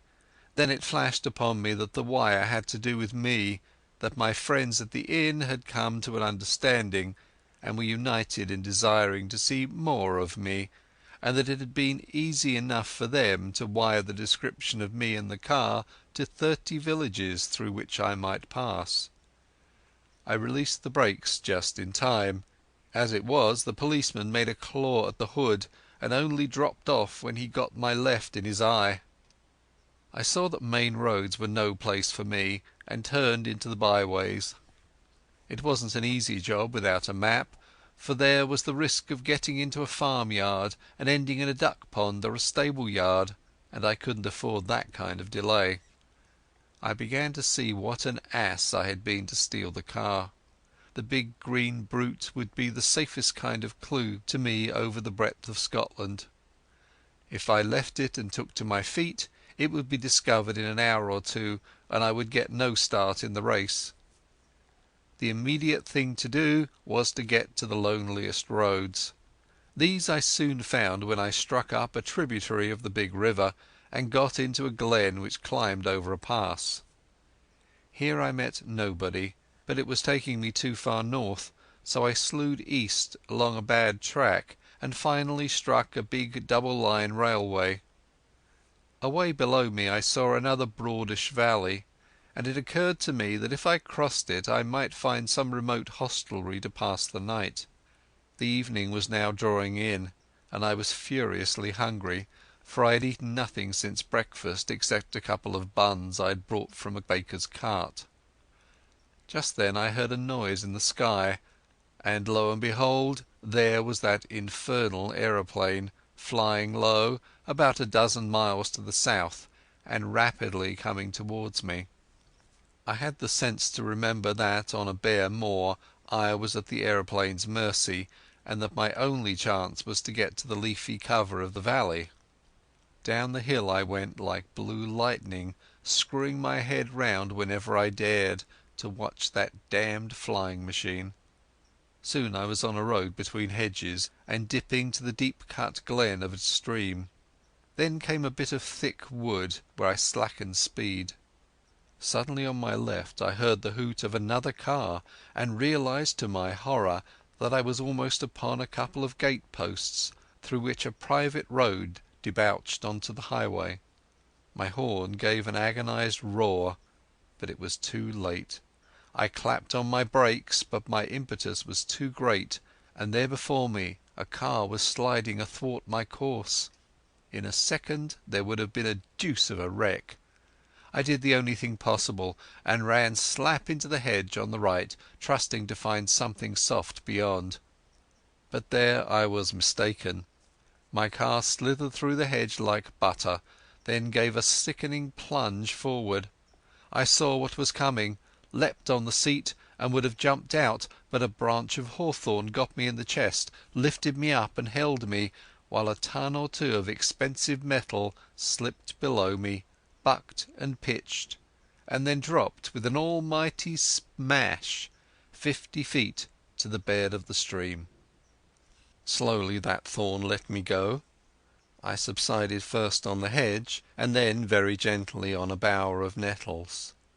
As I scrambled to my feet, a hand took me by the arm, and a sympathetic and badly scared voice asked me if I were hurt. I found myself looking at a tall young man in goggles and a yellow ulster who kept on blessing his soul and whinnying apologies. For myself, once I got my wind back, I was rather glad than otherwise. This was one way of getting rid of the car. "My blame, sir," I answered him. "It's lucky that I did not add homicide to my follies. That's the end of my Scotch motor tour, but it might have been the end of my life." He plucked out a watch and studied it. "You're the right sort of fellow," he said. "I can spare a quarter of an hour and my house is 2 minutes off. I'll see you clothed and fed and snug in bed. Where's your kit, by the way? Is it in the burn along with the car?" "It's in my pocket," I said, brandishing a toothbrush. "I'm a colonial and travel light." "A colonial!" he cried. "By gad, you're the very man I've been praying for. Are you by any chance a free trader?" "I am," said I, without the foggiest notion of what he meant. He patted my shoulder and hurried me into his car. 3 minutes later we drew up before a comfortable looking shooting box set among pine trees, and he ushered me indoors. He took me first to a bedroom and flung half a dozen of his suits before me, for my own had been pretty well reduced to rags. I selected a loose blue serge, which differed most conspicuously from my own garments, and borrowed a linen collar. Then he haled me to the dining room, where the remnants of a meal stood on the table, and announced that I had just 5 minutes to feed. "You can take a snack in your pocket, and we'll have supper when we get back. I've got to be at the Masonic Hall at 8 o'clock or my agent will comb my hair." I had a cup of coffee and some cold ham, while he yarned away on the hearthrug. "You find me in the deuce of a mess, Mr. By the by, you haven't told me your name." Twisden? Any relation to old Tommy Twisden of the 60th? No? Well, you see, I'm Liberal candidate for this part of the world, and I had a meeting on tonight at Brattleburn. That's my chief town, and an infernal Tory stronghold. I had got the Colonial ex-Premier fellow, Crumpleton, coming to speak for me tonight, and had the thing tremendously billed and the whole place ground-baited. This afternoon I got a wire from the ruffian saying he has got influenza at Blackpool, and here I am left to do the whole thing myself. I had meant to speak for 10 minutes, and must now go on for 40, and though I've been racking my brains for 3 hours to think of something, I simply cannot last the course. Now you've got to be a good chap and help me. You're a free trader, and can tell our people what a wash-out protection is in the colonies. All you fellows have the gift of the gab. I wish to heaven I had it. I'll be for evermore in your debt." I had very few notions about free trade one way or the other, but I saw no other chance to get what I wanted. My young gentleman was far too absorbed in his own difficulties to think how odd it was to ask a stranger who had just missed death by an ace, and who had lost a 1,000 guinea car, to address a meeting for him on the spur of the moment. But my necessities did not allow me to contemplate oddness or to pick and choose my supports. "All right," I said. "I'm not much good as a speaker, but I'll tell them a bit about Australia." At my words the cares of the ages slipped from his shoulders, and he was rapturous in his thanks. He lent me a big driving coat, and never troubled to ask why I had started on a motor tour without possessing an ulster, and as we slipped down the dusty roads poured into my ears the simple facts of his history. He was an orphan, and his uncle had brought him up. I have forgotten the uncle's name, but he was in the cabinet, and you can read his speeches in the papers. He had gone round the world after leaving Cambridge, and then, being short of a job, his uncle had advised politics. I gathered that he had no preference in parties. "Good chaps in both," he said cheerfully, "and plenty of blighters too. I'm a Liberal because my family have always been Whigs." But if he was lukewarm politically, he had strong views on other things. He found out that I knew a bit about horses, and jawed away about the Derby entries, and he was full of plans for improving his shooting. Altogether a very clean, decent, callow young man. As we passed through a little town, 2 policemen signalled to us to stop, and flashed their lanterns on us. "Beg pardon, Sir Harry. I've got instructions to look out for a car, and the description's not unlike yours." "Right-ho," said my host, when I thanked Providence for the devious ways I had been brought to safety. After that we spoke no more, for my host's mind began to labour heavily with his coming speech. His lips kept muttering, his eyes wandered, and I began to prepare myself for a second catastrophe. I tried to think of something to say myself, but my mind was dry as a stone. The next thing I knew we had drawn up outside a door in a street, and were being welcomed by some noisy gentlemen with rosettes. The hall had about 500 in it, women mostly, a lot of bald heads, and a dozen or 2 young men. The chairman, a weaselly minister with a reddish nose, lamented Crumpleton's absence, soliloquized on his influenza, and gave me a certificate as a trusted leader of Australian thought.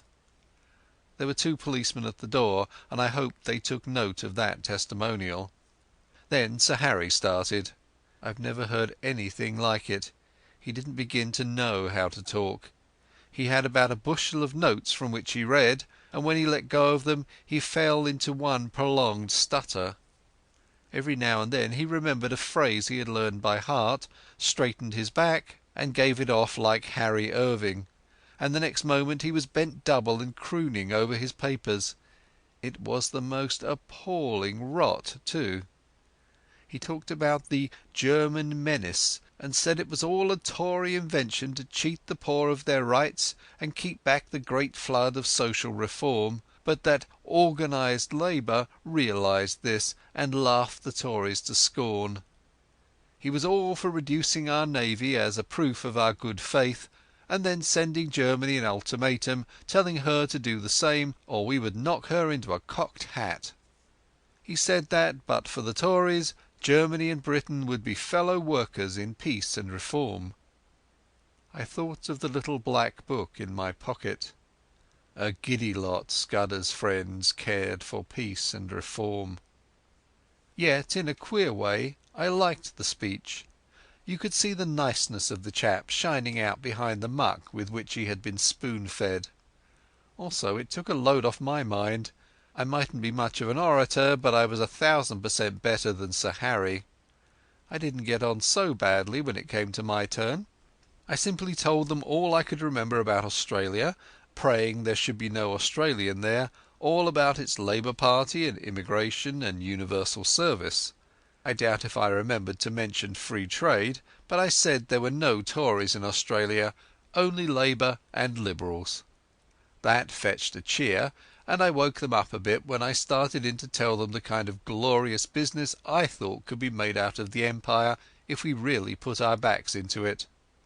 Although I fancy I was rather a success, the minister didn't like me though, and when he proposed a vote of thanks spoke of Sir Harry's speech as statesmanlike and mine as having the eloquence of an immigration agent. When we were in the car again my host was in wild spirits, having got his job over. "A ripping speech, Twisden," he said. "Now you're coming home with me. I'm all alone, and if you'll stop a day or two I'll show you some very decent fishing." We had a hot supper, and I wanted it pretty badly, and then drank grog in a big cheery smoking room with a crackling wood fire. I thought the time had come for me to put my cards on the table. I saw by this man's eye that he was the kind you can trust. "Listen, Sir Harry," I said. "I've got something pretty important to say to you. You're a good fellow, and I'm going to be frank. Where on earth did you get that poisonous rubbish you talked last night?" His face fell. "Was it as bad as that?" he asked ruefully. "It did sound rather thin. I got most of it out of the Progressive magazine and pamphlets that agent chap of mine keeps sending me. But surely you don't think Germany would ever go to war with us?" "Ask that question in 6 weeks and it won't need an answer," I said. "But if you'll give me your attention for half an hour I'm going to tell you a story." I can see yet that bright room with the deers' heads and the old prints on the walls, Sir Harry standing restlessly on the stone curb of the hearth, and myself lying back in an armchair speaking.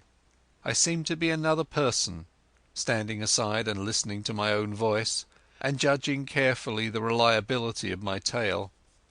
It was the first time I had ever told anyone the exact truth, so far as I understood it, and it did me no end of good, for it straightened out the thing in my own mind. I blinked no detail. He heard all about Scudder and the Milkman and the notebook and my doings in Galloway. Presently he got very excited and walked up and down the hearthrug. "So you see," I concluded, "you have got here in your house the man that is wanted for the Portland Place murder. Your duty is to send your car for the police and give me up. I don't think I'll get very far. There'll be an accident and I'll have a knife in my ribs in an hour or two after arrest. Nevertheless, it's your duty as a law-abiding citizen. Perhaps in a month's time you'll be sorry, but you'll have no cause to think of that." He was looking at me with bright, steady eyes. "What was your job in Rhodesia, Mr Hannay?" he asked. "Mining engineer," I said. "I made my pile cleanly, and I've had a good time in the making of it. Not a profession that weakens the nerves, is it?" I laughed. "Oh, as to that, my nerves are good enough." I took down a hunting knife from a stand on the wall and did the old Mashona trick of tossing it and catching it in my lips. That wants a pretty steady heart. He watched me with a smile. "I don't want proofs. I may be an ass on a platform, but I can size up a man. You're no murderer, and you're no fool, and I believe you are speaking the truth. I'm going to back you up. Now, what can I do?" "First, I want you to write a letter to your uncle.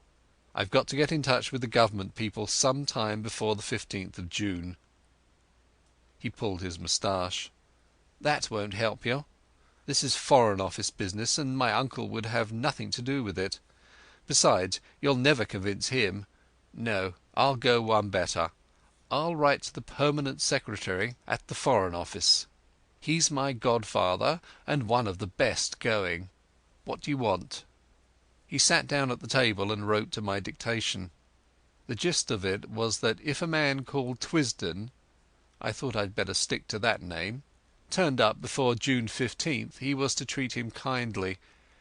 He said Twisden would prove his bona fides by passing the word Blackstone and whistling Annie Laurie. "Good," said Sir Harry. "That's the proper style. By the way, you'll find my godfather—his name's Sir Walter Bullivant—down at his country cottage for Whitsuntide. It's close to Artinswell on the Kennet.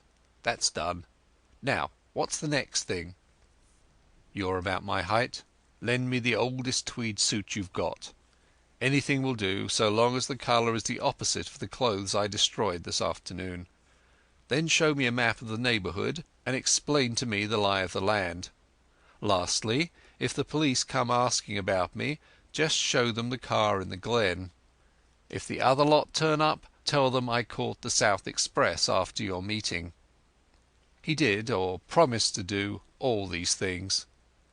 I shaved off the remnants of my moustache and got inside an ancient suit of what I believe is called heather mixture.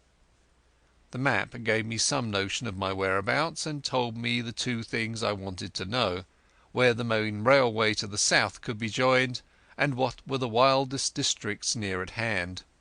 At 2 o'clock he wakened me from my slumber in the smoking-room armchair, and led me blinking into the dark starry night.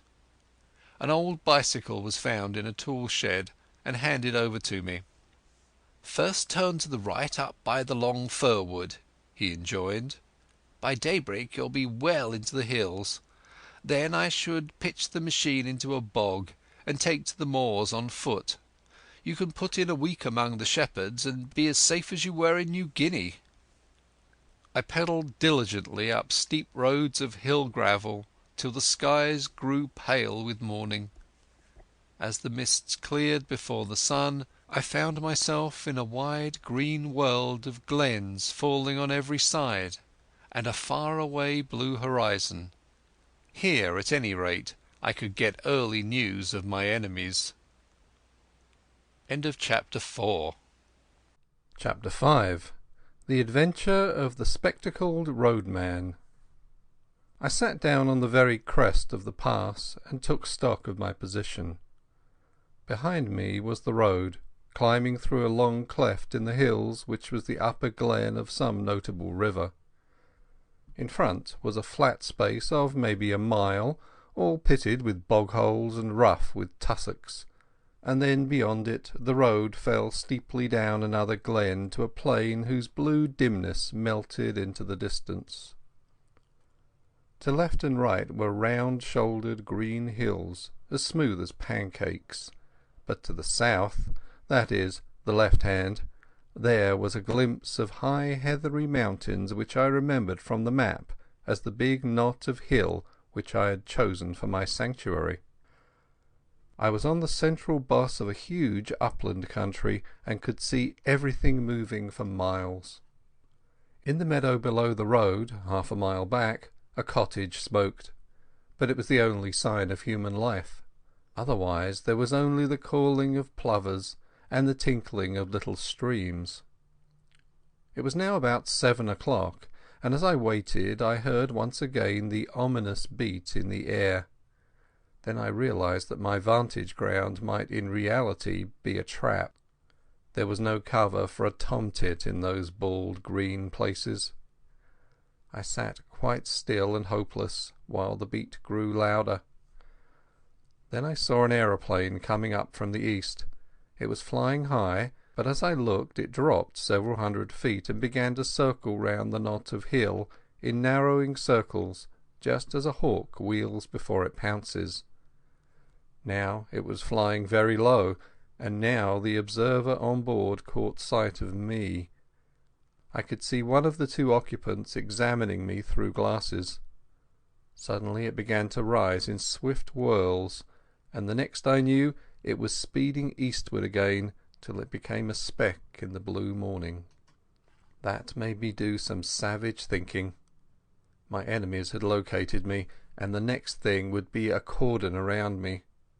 I didn't know what force they could command, but I was certain it would be sufficient. The aeroplane had seen my bicycle and would conclude that I would try to escape by the road. In that case there might be a chance on the moors to the right or left. I wheeled the machine 100 yards from the highway and plunged it into a moss hole, where it sank among pondweed and water buttercups. Then I climbed to a knoll which gave me a view of the two valleys. Nothing was stirring on the long white ribbon that threaded them. I've said there was not cover in the whole place to hide a rat. As the day advanced it was flooded with soft fresh light till it had the fragrant sunniness of the South African veldt. At other times I should have liked the place, but now it seemed to suffocate me. The free moorlands were prison walls, and the keen hill air was the breath of a dungeon. I tossed a coin. Heads right, tails left, and it fell heads, so I turned to the north. In a little I came to the brow of the ridge which was the containing wall of the pass. I saw the high road for maybe 10 miles, and far down it something that was moving, and that I took to be a motor car. Beyond the ridge I looked on a rolling green moor which fell away into wooded glens. Now my life on the veldt has given me the eyes of a kite, and I can see things for which most men need a telescope. Away down the slope, a couple of miles away, several men were advancing like a row of beaters at a shoot. I dropped out of sight behind the skyline. That way was shut to me, and I must try the bigger hills to the south beyond the highway. The car, I had noticed, was getting nearer, but it was still a long way off, with some very steep gradients before it. I ran hard, crouching low except in the hollows, and as I ran I kept scanning the brow of the hill before me. Was it imagination, or did I see figures, 1, 2, perhaps more, moving in a glen beyond the stream? If you are hemmed in on all sides in a patch of land, there is only one chance of escape. You must stay in the patch and let your enemies search it and not find you. That was good sense, but how on earth was I to escape notice on that tablecloth of a place? I would have buried myself to the neck in mud, or lain below water, or climbed the tallest tree, but there was not a stick of wood. These bog holes were little puddles. The stream was a slender trickle. There was nothing but short heather and bare hill bent and the white highway. Then in a tiny bight of road beside a heap of stones I found the Roadman. He had just arrived and was wearily flinging down his hammer. He looked at me with a fishy eye and yawned. "Confound the day I ever left the herding," he said, as if to the world at large. "There I was my ain master. Now I'm a slave to the government, tethered to the roadside with sair and black like a suckle." He took up the hammer, struck a stone, dropped the implement with an oath, and put both hands to his ears. "Mercy on me, my head's bursting," he cried. He was a wild figure, about my own size but much bent, with a week's beard on his chin and a pair of big horn spectacles. "I canna daint," he cried again. "The surveyor man just report me. I'm for my bed." I asked him what was the trouble, though indeed that was clear enough. "The trouble is that I'm no sober. Last nicht my Dr. Merrin was waddit, and they danced till 4 in the byre, Me and some other chiels sit down to the drinking, and here I am. Pity that I've a looked in the wine when it was red." I agreed with him about bed. "It's easy speaking," he moaned, "but I got a postcard yesterday saying that the new road surveyor would be round the day. He'll come and he'll no find me, or else he'll find me fou, and either way I'm a done man. I'll awa back to my bed and say I'm no weel, but I doot that'll no help me, for they ken my kind of no weelness." Then I had an inspiration. "Does the new surveyor know you?" I asked. "Know him? He's just been a week at the job. He runs about in a wee motor car, and wad spare the in oot or a welk." "Where's your house?" I asked, and was directed by a wavering finger to the cottage by the stream. "Well, back to your bed," I said, "and sleep in peace. I'll take on your job for a bit and see the surveyor." He stared at me blankly. Then, as the notion dawned on his fuddled brain, his face broke into the vacant drunkard smile. "You're the Billy," he cried. "It'll be easy enough managed. I've finished that bing o' stains, and you needna chap on mair this forenoon. Just take the barry and whale enough metal frae yon quarry doon the road to make anither bang the morn. My name's Alexander Turnbull, and I've been 7 year at this trade, and 20 afore that herding on Lethen water. My friends call me Ecky, and while Specky, for I wear glasses, being weak i' the sicht. Just you speak to the surveyor fair and call him sir, and he'll be fell pleased. I'll be back a midday." I borrowed his spectacle and filthy old hat, stripped off coat, waistcoat and collar, and gave him them to carry home. Borrowed, too, the foul stump of a clay pipe as an extra property. He indicated my simple tasks, and without more ado set off at an amble bedwards. Bed may have been his chief object, but I think there was also something left in the foot of a bottle. I prayed that he might be safe under cover before my friends arrived on the scene. Then I set to work to dress for the part. I opened the collar of my shirt. It was a vulgar blue and white check, such as ploughmen wear, and revealed a neck as brown as any tinker's. I rolled up my sleeves, and there was a forearm which might have been a blacksmith's, sunburned and rough with old scars. I got my boots and trouser legs all white from the dust of the road, and hitched up my trousers, tying them with string below the knee. Then I set to work on my face. With a handful of dust I made a watermark round my neck, the place where Mr Turnbull's Sunday ablutions might be expected to stop. I rubbed a good deal of dirt also into the sunburn of my cheeks.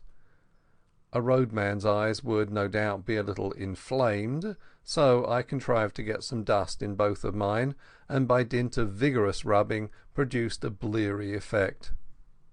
The sandwiches Sir Harry had given me had gone off with my coat, but the roadman's lunch, tied up in a red handkerchief, was at my disposal. I ate with great relish several of the thick slabs of scone and cheese, and drank a little of the cold tea. In the handkerchief was a local paper tied with string and addressed to Mr Turnbull, obviously meant to solace his midday leisure. I did up the bundle again and put the paper conspicuously beside it. My boots did not satisfy me, but by dint of kicking among the stones I reduced them to the granite-like surface which marks a roadman's footgear. Then I bit and scraped up my fingernails till the edges were all cracked and uneven. The men I was matched against would miss no detail.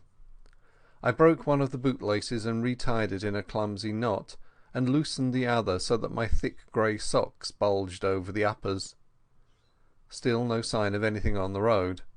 The motor I had observed half an hour ago must have gone home. My toilette complete, I took up the barrow and began my journeys to and from the quarry 100 yards off. I remembered an old scout in Rhodesia, who had done many queer things in his day, once telling me that the secret of playing a part was to think yourself into it. You could never keep it up, he said, unless you could manage to convince yourself that you were it. So I shut off all other thoughts and switched them on the road mending. I thought of the little white cottage as my home. I recalled the years I had spent herding on Lethen water. I made my mind dwell lovingly on sleep in a box bed and a bottle of cheap whisky. Still nothing appeared on that long white road. Now and then a sheep wandered off the heather to stare at me. A heron flopped down to a pool in the stream and started to fish, taking no more notice of me than if I had been a milestone. On I went, trundling my loads of stone with the heavy step of the professional. Soon I grew warm, and the dust on my face changed to solid and abiding grit. I was already counting the hours till evening should put a limit to Mr. Turnbull's monotonous toil. Suddenly a crisp voice spoke from the road, and looking up I saw a little Ford two-seater and a round-faced young man in a bowler hat. "Are you Alexander Turnbull?" he asked. "I am the new county road surveyor. You live at Blackhope Foot and have charge of the section from Laidlaw Byres to the Riggs? Good. A fair bit of road, Turnbull, and not badly engineered. A little soft about a mile off, and the edges want cleaning. See you look after that. Good morning. You'll know me the next time you see me." Clearly my get-up was good enough for the dreaded surveyor. I went on with my work, and as the morning grew towards noon I was cheered by a little traffic. A baker's van breasted the hill and sold me a bag of ginger biscuits, which I stowed in my trouser pockets against emergencies. Then a herd passed with sheep, and disturbed me somewhat by asking loudly, "What ha' become of Specky?" "In bed with a colic," I replied, and the herd passed on. Just about midday a big car stole down the hill, glided past and drew up 100 yards beyond. Its 3 occupants descended as if to stretch their legs, and sauntered towards me. 2 of the men I had seen before from the window of the Galloway Inn, one lean, sharp and dark, the other comfortable and smiling. The third had the look of a countryman, a vet perhaps, or a small farmer. He was dressed in ill-cut knickerbockers, and the eye in his head was as bright and wary as a hen's. "Morning," said the last. "That's a fine easy job of yours." I had not looked up on their approach, and now, when accosted, I slowly and painfully straightened my back after the manner of roadmen, spat vigorously after the manner of the low Scot, and regarded them steadily before replying. I confronted 3 pairs of eyes that missed nothing. "There's waur jobs and there's better," I said sententiously. "I would rather hear you sitting a day on your hinderlands on the cushions. It's you and your muckle cors that wreck my roads, and if we had the writs, you'd soon be made to mend what ye break." The bright-eyed man was looking at the newspaper lying beside Turnbull's bundle. "I see you get your papers in good time," he said. I glanced at it casually. "Aye, in good time, seeing that the paper came out last Saturday. I'm just 4 days late." He picked it up, glanced at the superscription, and laid it down again. One of the others had been looking at my boots, and a word in German called the speaker's attention to them. "You've a fine taste in boots," he said. "These were never made by a country shoemaker." "They were not," I said readily. "They were made in London. I got them frae the gentleman that was here last year for the shooting. What was his name now?" I scratched a forgetful head. Again the sleek one spoke in German. "Let us get on," he said. "This fellow is all right." Then they asked one last question. "Did you see anyone pass early this morning? He might be on a bicycle, or he might be on foot." I nearly fell into the trap and told a story of a bicycle hurrying past in the grey dawn, but I had a sense to see my danger and pretended to consider very deeply. "I wasna up very early," I said. "You see, my dochter was married last nicht, and we kept it up late. I opened the house door about 7, and there was naebody on the road then. Since I come up here there's been just the baker and the Rachel herd, besides you gentlemen." One of them gave me a cigar, which I smelled gingerly and stuck in Turnbull's bundle. They got into their car and were out of sight in 3 minutes. My heart leapt with enormous relief, but I went on wheeling my stones. It was as well, for 10 minutes later the car returned, one of the occupants waving a hand to me. These gentry left nothing to chance. I finished Turnbull's bread and cheese, and pretty soon I had finished the stones. The next step was what puzzled me. I could not keep up this road-making business for long. A merciful providence had kept Mr. Turnbull indoors, but if he appeared on the scene there would be trouble. I had a notion that the cordon was still tight round the glen, and that if I walked in any direction I should meet with questioners. But get out I must. No man's nerve could stand more than a day of being spied on. I stayed at my post till about 5 o'clock. By that time I had resolved to go down to Turnbull's cottage at nightfall and take my chance of getting over the hills in the darkness. But suddenly a new car came up the road and slowed down a yard or two from me. A fresh wind had risen, and the occupant wanted to light a cigarette. It was a touring car with a tonneau full of an assortment of baggage. One man sat in it, and by an amazing chance I knew him. His name was Marmaduke Jopley, and he was an offence to creation. He was a sort of blood stockbroker who did his business by toadying eldest sons and rich young peers and foolish old ladies. Marmy was a familiar figure, I understood, at balls and polo weeks and country houses. He was an adroit scandalmonger, and would crawl a mile on his belly to anything that had a title or a million. I had a business introduction to his firm when I came to London, and he was good enough to ask me to dinner at his club. There he showed off at a great rate, and pattered about his Duchess till the snobbery of the creature turned me sick. I asked a man afterwards why nobody kicked him, and was told that an Englishman reverenced the weaker sex. Anyhow, there he was now, nattily dressed in a fine new car, obviously on his way to visit some of his fine friends. A sudden daftness took me, and in a second I had jumped into the tonneau and had him by the shoulder. "Hello, Jopley," I sang out. "Well met, my lad." He got a horrible fright. His chin dropped as he stared at me. "Who the devil are you?" he gasped. "My name's Hannay," I said, "from Rhodesia. You remember?" "Good God, the murderer!" he choked. "Just so. And there'll be a second murder, my dear, if you don't do as I tell you. Give me that coat of yours, that cap too." He did as he was bid, for he was blind with terror. Over my dirty trousers and vulgar shirt I put on his smart driving coat, which buttoned high up to the top, and thereby hid the deficiencies of my collar.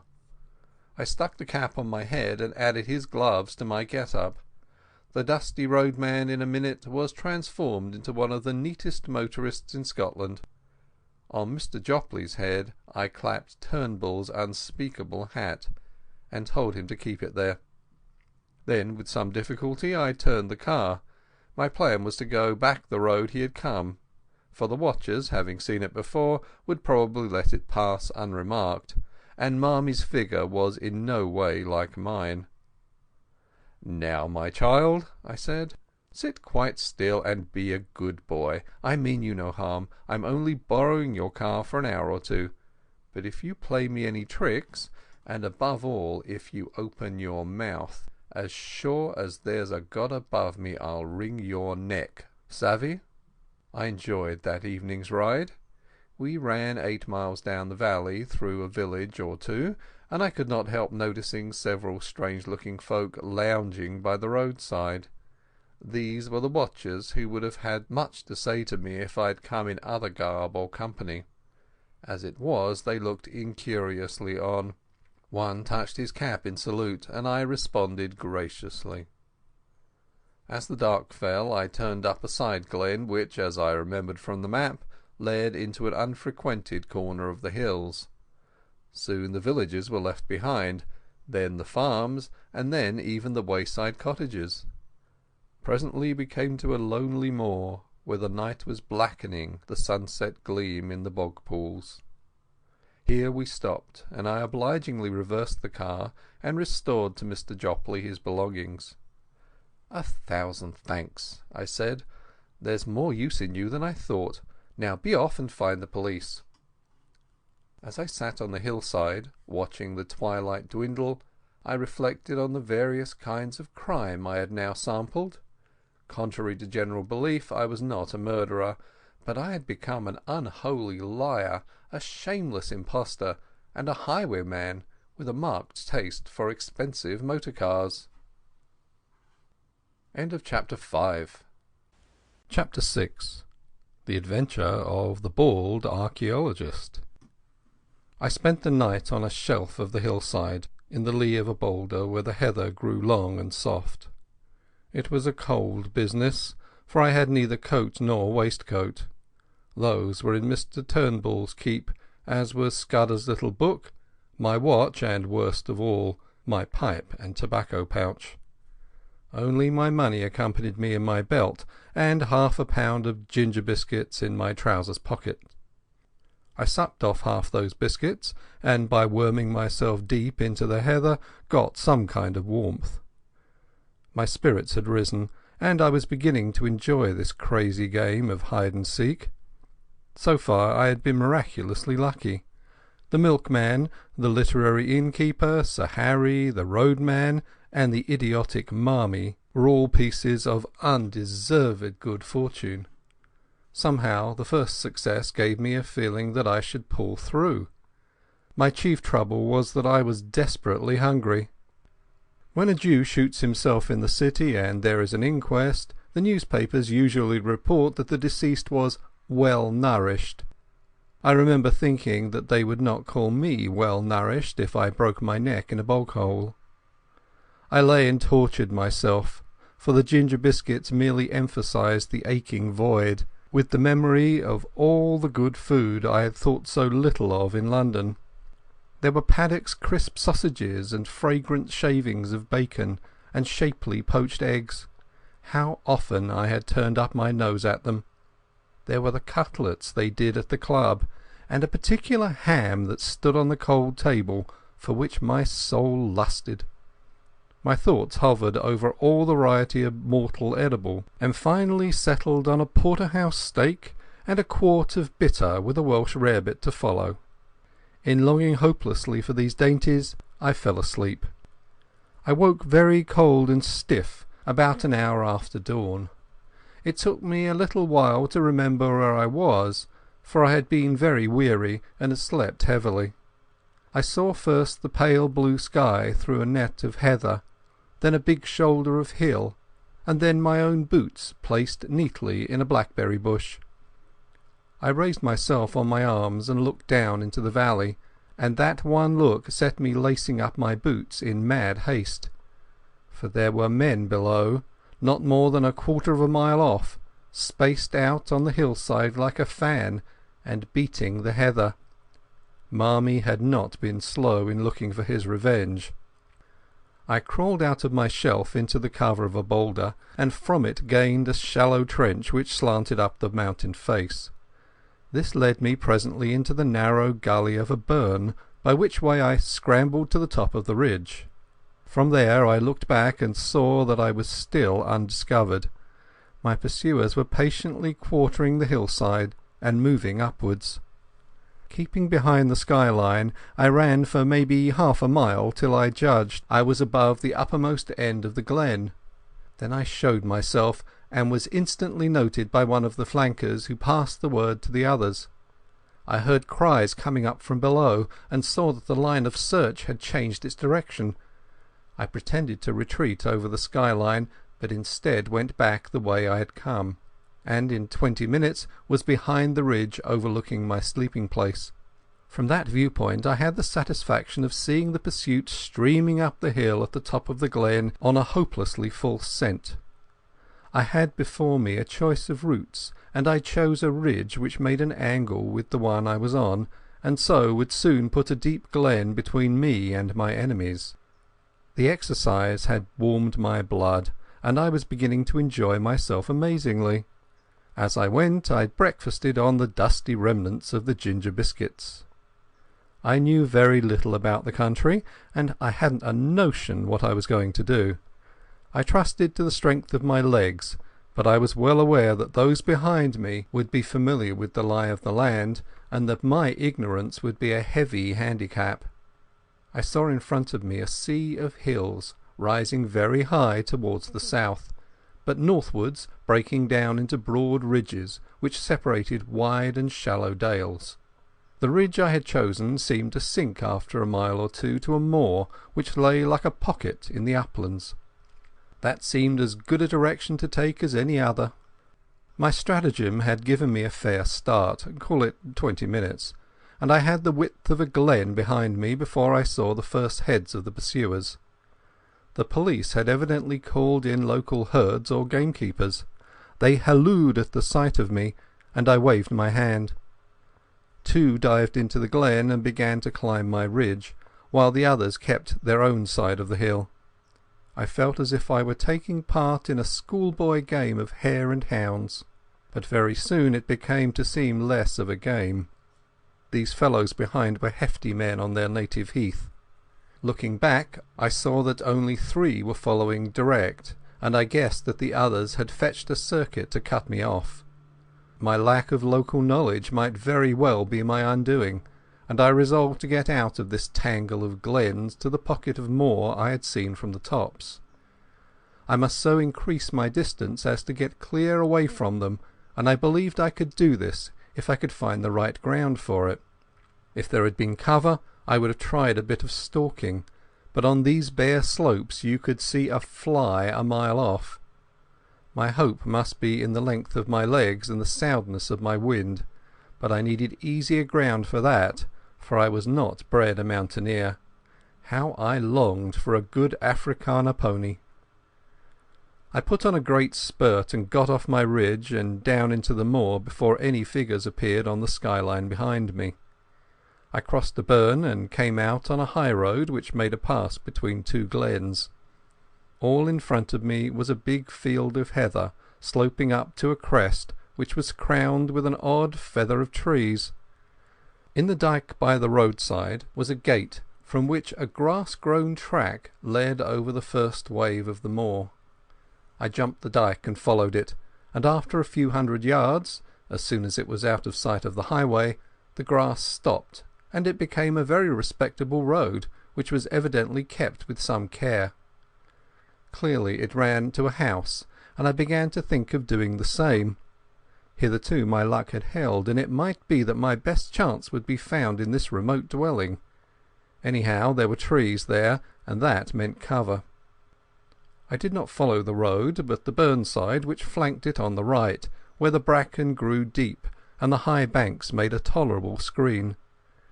It was well I did so, for no sooner had I gained the hollow than, looking back, I saw the pursuit topping the ridge from which I had descended. After that I did not look back. I had no time. I ran up the burnside, crawling over the open places, and for a large part wading in the shallow stream. I found a deserted cottage with a row of phantom peat stacks and an overgrown garden. Then I was among young hay, and very soon had come to the edge of a plantation of wind-blown firs. From there I saw the chimneys of the house smoking a few hundred yards to my left. I forsook the burnside, crossed another dyke, and almost before I knew was on a rough lawn. A glance back told me that I was well out of sight of the pursuit, which had not yet passed the first lift of the moor. The lawn was a very rough place, cut with a scythe instead of a mower, and planted with beds of scrubby rhododendrons. A brace of black game, which are not usually garden birds, rose at my approach. The house before me was the ordinary moorland farm, with a more pretentious whitewashed wing added. Attached to this wing was a glass veranda, and through the glass I saw the face of an elderly gentleman meekly watching me. I stalked over the border of coarse hill gravel and entered the veranda door. Within was a pleasant room, glass on one side, and on the other a mass of books. More books showed in an inner room. On the floor, instead of tables, stood cases such as you see in a museum, filled with coins and queer stone implements. There was a knee-hole desk in the middle, and seated at it, with some papers and open volumes before him, was the benevolent old gentleman. His face was round and shiny, like Mr. Pickwick's. Big glasses were stuck on the end of his nose, and the top of his head was as bright and bare as a glass bottle. He never moved when I entered, but raised his placid eyebrows and waited on me to speak. It was not an easy job, with about 5 minutes to spare, to tell a stranger who I was and what I wanted, and to win his aid. I did not attempt it. There was something about the eye of the man before me, something so keen and knowledgeable, that I could not find a word. I simply stared at him and stuttered. "You seem in a hurry, my friend," he said slowly. I nodded towards the window. It gave a prospect across the moor through a gap in the plantation, and revealed certain figures half a mile off, straggling through the heather.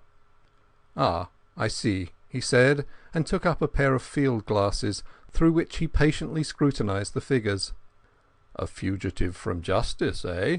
Well, we'll go into the matter at our leisure. Meantime, I object to my privacy being broken in upon by the clumsy rural policeman. Go into my study and you will see 2 doors facing you. Take the one to the left and close it behind you. You will be perfectly safe." And this extraordinary man took up his pen again. I did as I was bid, and found myself in a little dark chamber which smelled of chemicals, and was lit only by a tiny window high up in the wall. The door had swung behind me with a click like the door of a safe. Once again I had found an unexpected sanctuary. All the same, I was not comfortable. There was something about the old gentleman which puzzled and rather terrified me.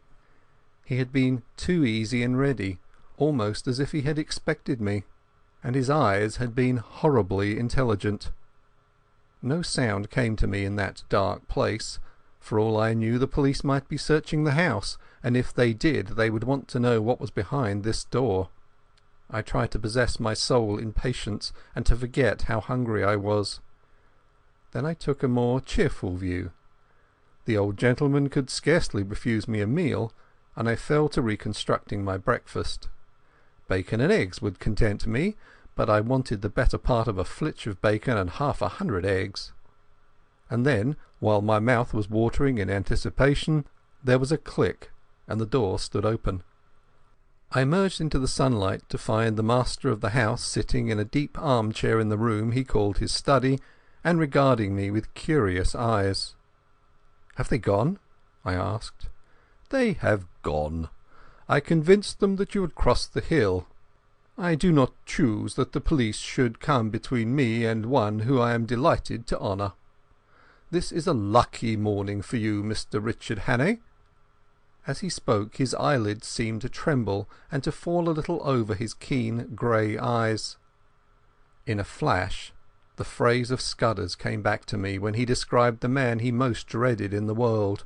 He had said that he could hood his eyes like a hawk. Then I saw that I had walked straight into the enemy's headquarters. My first impulse was to throttle the old ruffian and make for the open air. He seemed to anticipate my intention, for he smiled gently and nodded to the door behind me. I turned and saw 2 men-servants who had me covered with pistols. He knew my name, and he had never seen me before, and as the reflection darted across my mind I saw a slender chance. "I don't know what you mean," I said roughly. "And who are you calling Richard Hannay? My name's Ainslie." "So," he said, smiling, "but of course you have others. We won't quarrel about a name." I was pulling myself together now, and I reflected that my garb, lacking coat and waistcoat and collar, would at any rate not betray me. I put on my surliest face and shrugged my shoulders. I suppose you're going to give me up after all, and I call it a damned dirty trick. My God, I wish I had never seen that cursed motor car. Here's the money and be damned to you."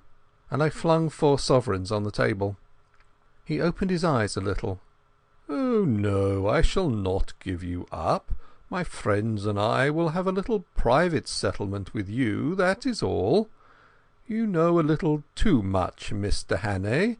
You are a clever actor, but not quite clever enough."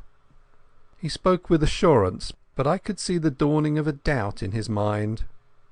"Oh, for God's sake, stop jawing," I cried. "Everything's against me.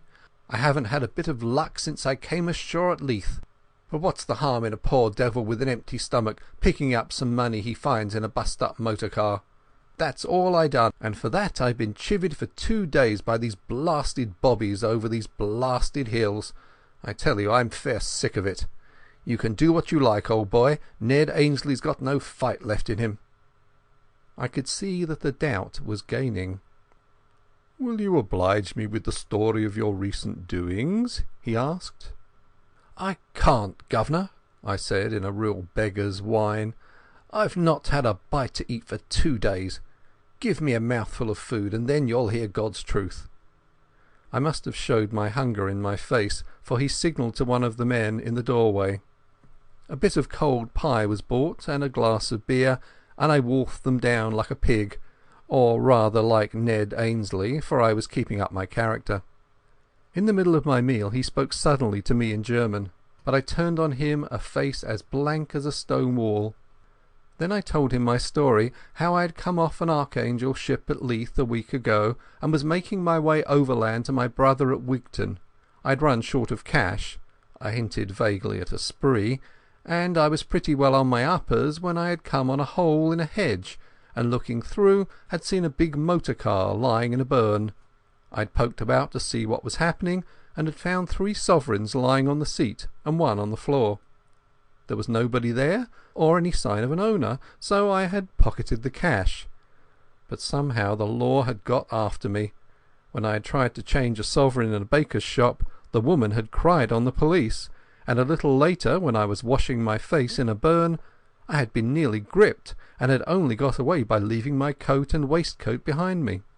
"They can have the money back," I cried, "for a fat lot of good it's done me. Those perishers are all down on a poor man. Now, if it had been you, governor, that had found the quids, nobody would have troubled you." "You're a good liar, Hannay," he said. I flew into a rage. "Stop fooling, damn you! I tell you my name's Ainsley, and I never heard of anyone called Hannay in my born days. I'd sooner have the police than you with your Hannays and your monkey-faced pistol tricks. No, governor, I don't mean that. I'm much obliged for you for the grub. I'll thank you to let me go now the coast's clear." It was obvious that he was badly puzzled. You see, he had never seen me, and my appearance must have altered considerably from my photographs, if he had got one of them. I was pretty smart and well dressed in London, and now I was a regular tramp. "I do not propose to let you go. If you are what you say you are, you will soon have a chance of clearing yourself. If you are what I believe you are, I do not think you will see the light much longer." He rang a bell, and a 3rd servant appeared from the veranda. "I want the Lancaster in 5 minutes," he said. "There will be 3 to luncheon." Then he looked steadily at me, and that was the hardest ordeal of all. There was something weird and devilish in those eyes, cold, malignant, unearthly, and most hellishly clever. They fascinated me like the bright eyes of a snake. I had a strong impulse to throw myself on his mercy and offer to join his side, and if you consider the way I felt about the whole thing, you will see that that impulse must have been purely physical, the weakness of a brain mesmerized and mastered by a stronger spirit. But I managed to stick it out and even to grin. "You'll know me next time, governor," I said. "Karl," he said in German to one of the men in the doorway, "you will put this fellow in the storeroom until I return, and you will be answerable to me for his keeping." I was marched out of the room with a pistol at each ear. The storeroom was a damp chamber in what had been the old farmhouse. There was no carpet on the uneven floor, and nothing to sit down on but a school form. It was black as pitch, for the windows were heavily shuttered. I made out by groping that the walls were lined with boxes and barrels and sacks of some heavy stuff. The whole place smelled of mould and disuse. My jailers turned the key in the door, and I could hear them shifting their feet as they stood on guard outside. I sat down in the chilly darkness in a very miserable frame of mind. The old boy had gone off in a motor to collect the two ruffians who had interviewed me yesterday. Now they had seen me as the roadman, and they would remember me, for I was in the same rig. What was a roadman doing 20 miles from his beat, pursued by the police? A question or two would put them on the track. Probably they had seen Mr Turnbull, probably Marmie too. Most likely they could link me up with Sir Harry, and then the whole thing would be crystal clear. What chance had I in this moorland house with 3 desperadoes and their armed servants? I began to think wistfully of the police, now plodding over the hills after my wraith. They at any rate were fellow countrymen and honest men, and their tender mercies would be kinder than these ghoulish aliens. But they wouldn't have listened to me. That old devil with the eyelids had not taken long to get rid of them. I thought he probably had some kind of graft with the constabulary. Most likely he had letters from cabinet ministers saying he was to be given every facility for plotting against Britain. That was the sort of owlish way we run our politics in the old country. The 3 would be back for lunch, so I hadn't got more than a couple of hours to wait. It was simply waiting on destruction, for I could see no way out of this mess. I wished that I had Scudder's courage, for I am free to confess I didn't feel any great fortitude. The only thing that kept me going was that I was pretty furious. It made me boil with rage to think of those 3 spies getting the pull on me like this. I hoped that at any rate I might be able to twist one of their necks before they downed me. The more I thought of it, the angrier I grew, and I had to get up and move about the room. I tried the shutters, but they were the kind that lock with a key, and I couldn't move them. From the outside came the faint clucking of hens in the warm sun. Then I groped among the sacks and boxes. I couldn't open the latter, and the sacks seemed to be full of things like dog biscuits that smelled of cinnamon. But as I circumnavigated the room I found a handle in the wall which seemed worth investigating. It was the door of a wall cupboard, what they call a press in Scotland, and it was locked. I shook it, and it seemed rather flimsy. For want of something better to do, I put out my strength on that door, getting some purchase on the handle by looping my braces round it. Presently the thing gave with a crash, which I thought would bring in my warders to inquire. I waited for a bit, and then started to explore the cupboard shelves. There was a multitude of queer things there. I found an odd vesta or two in my trousers pocket, and struck a light. It went out in a second, but it showed me one thing. There was a little stock of electric torches on one shelf. I picked one up and found it was in working order. With the torch to help me I investigated further. There were bottles and cases of queer-smelling stuffs, chemicals no doubt for experiments, and there were coils of fine copper wire and yanks of a thin oiled silk.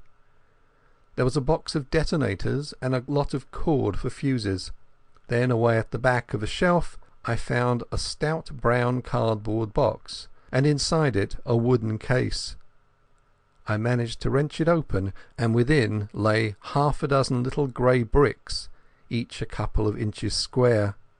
I took one up and found that it crumbled easily in my hand. Then I smelled it and put my tongue to it. After that I sat down to think. I hadn't been a mining engineer for nothing, and I knew lentonite when I saw it. With one of these bricks I could blow the house to smithereens. I'd used the stuff in Rhodesia and knew its power.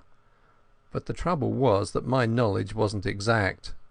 I had forgotten the proper charge and the right way of preparing it, and I wasn't sure about the timing. I had only a vague notion too as to its power, for though I had used it I had not handled it with my own fingers. But it was a chance, the only possible chance. It was a mighty risk, but against it was an absolute black certainty. If I used it, the odds were, as I reckoned, about 5 to 1 in favour of my blowing myself into the tree-tops. But if I didn't, I should be very likely to be occupying a 6-foot hole in the garden by the evening. That was the way I had to look at it. The prospect was pretty dark either way, but anyhow there was a chance, both for myself and for my country. The remembrance of little Scudder decided me. It was about the beastliest moment of my life, for I am no good at these cold-blooded resolutions. Still, I managed to rake up the pluck to set my teeth and choke back the horrid doubts that flooded in on me. I simply shut off my mind and pretended I was doing an experiment as simple as Guy Fawkes fireworks. I got a detonator and fixed it to a couple of feet of fuse. Then I took a quarter of a lentonite brick and buried it near the door, below one of the sacks in a crack of the floor, fixing the detonator in it. For all I knew, half of these boxes might be dynamite. If the cupboard held such deadly explosives, why not the boxes?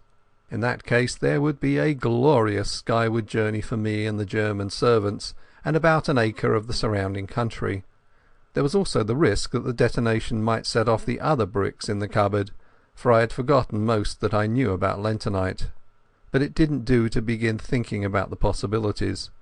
The odds were horrible, but I had to take them. I ensconced myself just below the sill of the window and lit the fuse. Then I waited for a moment or two.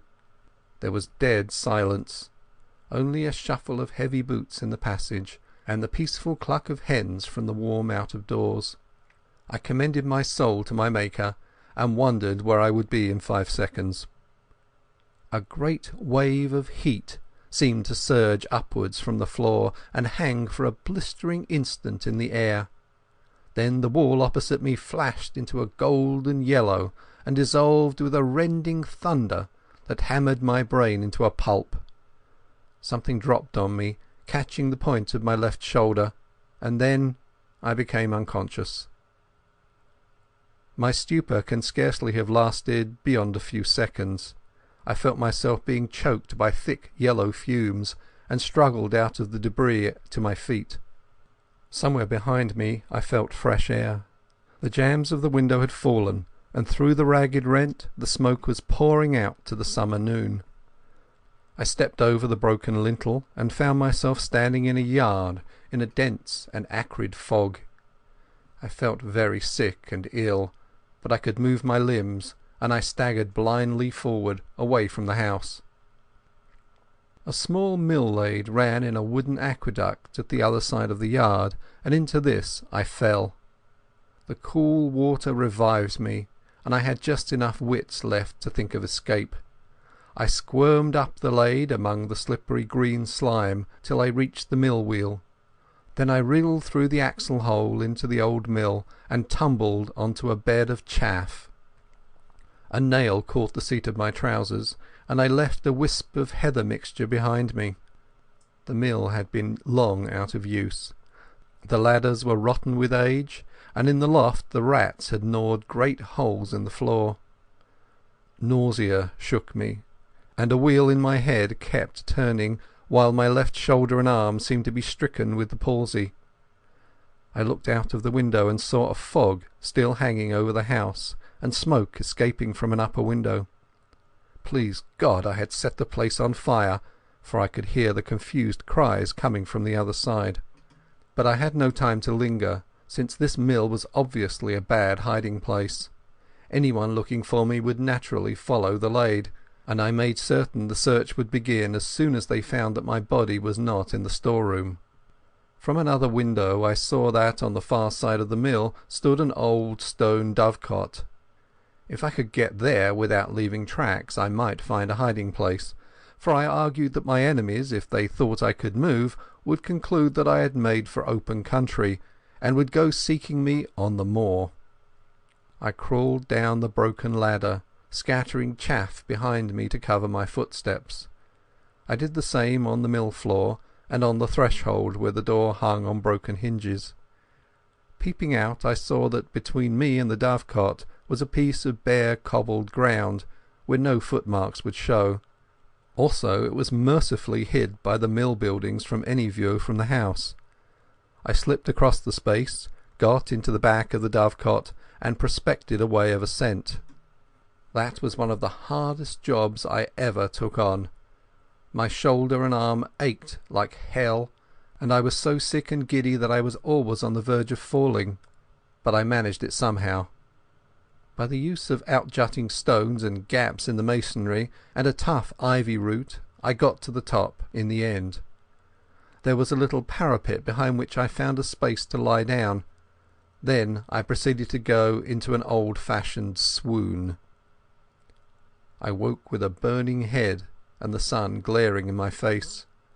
For a long time I lay motionless, for these horrible fumes seemed to have loosened my joints and dulled my brain. Sounds came to me from the house, men speaking throatily, and the throbbing of a stationary car. There was a little gap in the parapet to which I wriggled, and from which I had some sort of prospect of the yard. I saw figures come out, a servant with his head bound up, then a younger man in knickerbockers. They were looking for something, and moved towards the mill. Then one of them caught sight of the wisp of cloth on the nail, and cried out to the other. They both went back to the house and brought two more to look at it.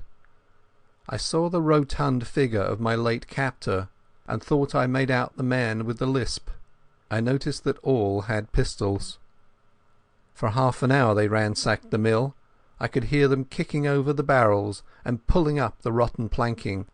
Then they came outside and stood just below the dovecot, arguing fiercely. The servant with the bandage was being soundly rated. I heard them fiddling with the door of the dovecot, and for one horrid moment I thought they were coming up. Then they thought better of it and went back to the house. All that long blistering afternoon I lay baking on the rooftop. Thirst was my chief torment. My tongue was like a stick, and to make it worse I could hear the cool drip of water from the mill lade. I watched the course of the little stream as it came in from the moor, and my fancy followed it to the top of the glen, where it must issue from an icy fountain fringed with cool ferns and mosses. I would have given £1,000 to plunge my face into that. I had a fine prospect of the whole ring of moorland. I saw the car speed away with two occupants, and a man on a hill pony riding east. I judged they were looking for me, and I wished them joy of their quest. But I saw something else more interesting. The house stood almost on the summit of a swell of moorland which crowned a sort of plateau, and there was no higher point nearer than the big hills 6 miles off. The actual summit, as I have mentioned, was a biggish clump of trees, firs mostly, with a few ashes and beeches. On the dovecot I was almost on a level with the tree-tops, and could see what lay beyond. The wood was not solid, but only a ring, and inside was an oval of green turf, for all the world like a big cricket field. I didn't take long to guess what it was. It was an aerodrome, and a secret one. The place had been most cunningly chosen, for suppose anyone were watching an airplane descending here, he would think it had gone over the hills beyond the trees. As the place was on the top of a rise in the midst of a big amphitheatre, any observer from any direction would conclude it had passed out of view behind the hill. Only a man very close at hand would realize that the aeroplane had not gone over but had descended in the midst of the wood. An observer with a telescope on one of the higher hills might have discovered the truth, but only herds went there, and herds do not carry spyglasses. When I looked from the dovecot I could see far away a blue line which I knew was the sea, and I grew furious to think that our enemies had this secret conning tower to rake our waterways. Then I reflected that if that aeroplane came back the chances were 10 to 1 that I would be discovered. So through the afternoon I lay and prayed for the coming of darkness, and glad I was when the sun went down over the big western hills and the twilight haze crept over the moor. The aeroplane was late. The gloaming was far advanced when I heard the beat of wings and saw it volplaning down toward its home in the wood. Lights twinkled for a bit, and there was much coming and going from the house. Then the dark fell, and silence. Thank God it was a black night. The moon was well on its last quarter, and would not rise till late. My thirst was too great to allow me to tarry, so about 9 o'clock, so far as I could judge, I started to descend. It wasn't easy, and halfway down I heard the back door of the house open and saw the gleam of a lantern against the mill wall.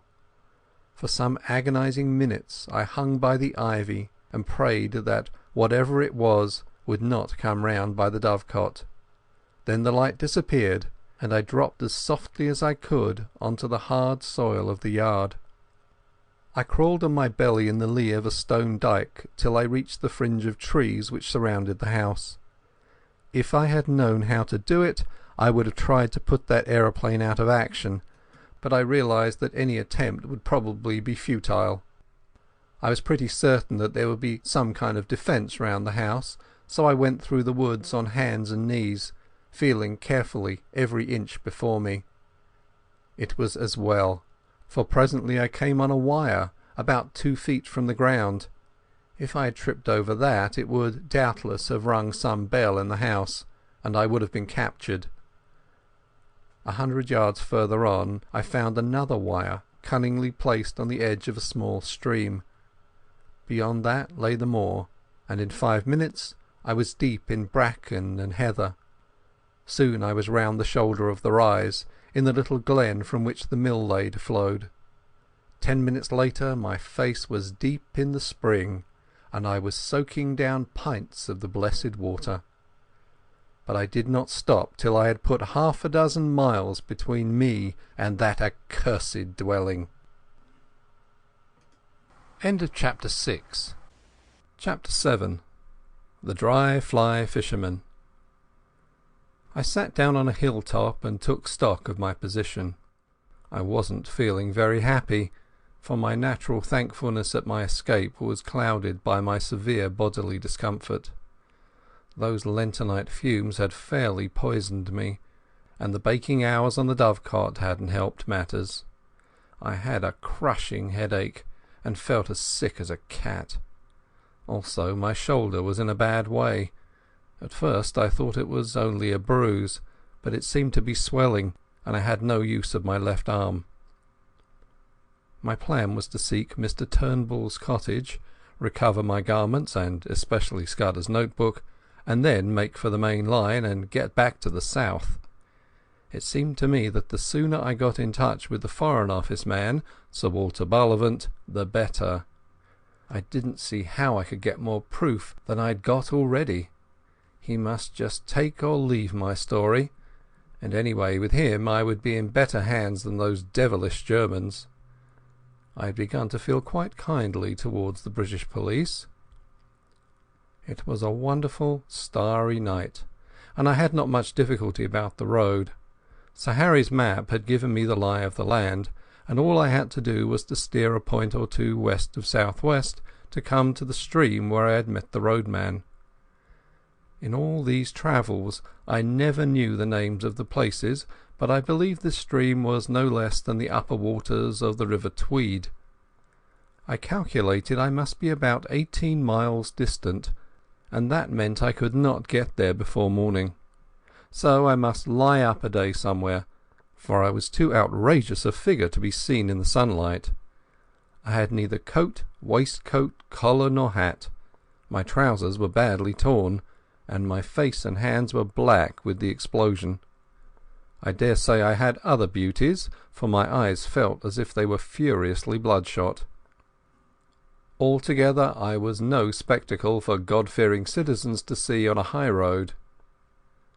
Very soon after daybreak I made an attempt to clean myself in a hill burn, and then approached a herd's cottage, for I was feeling the need of food.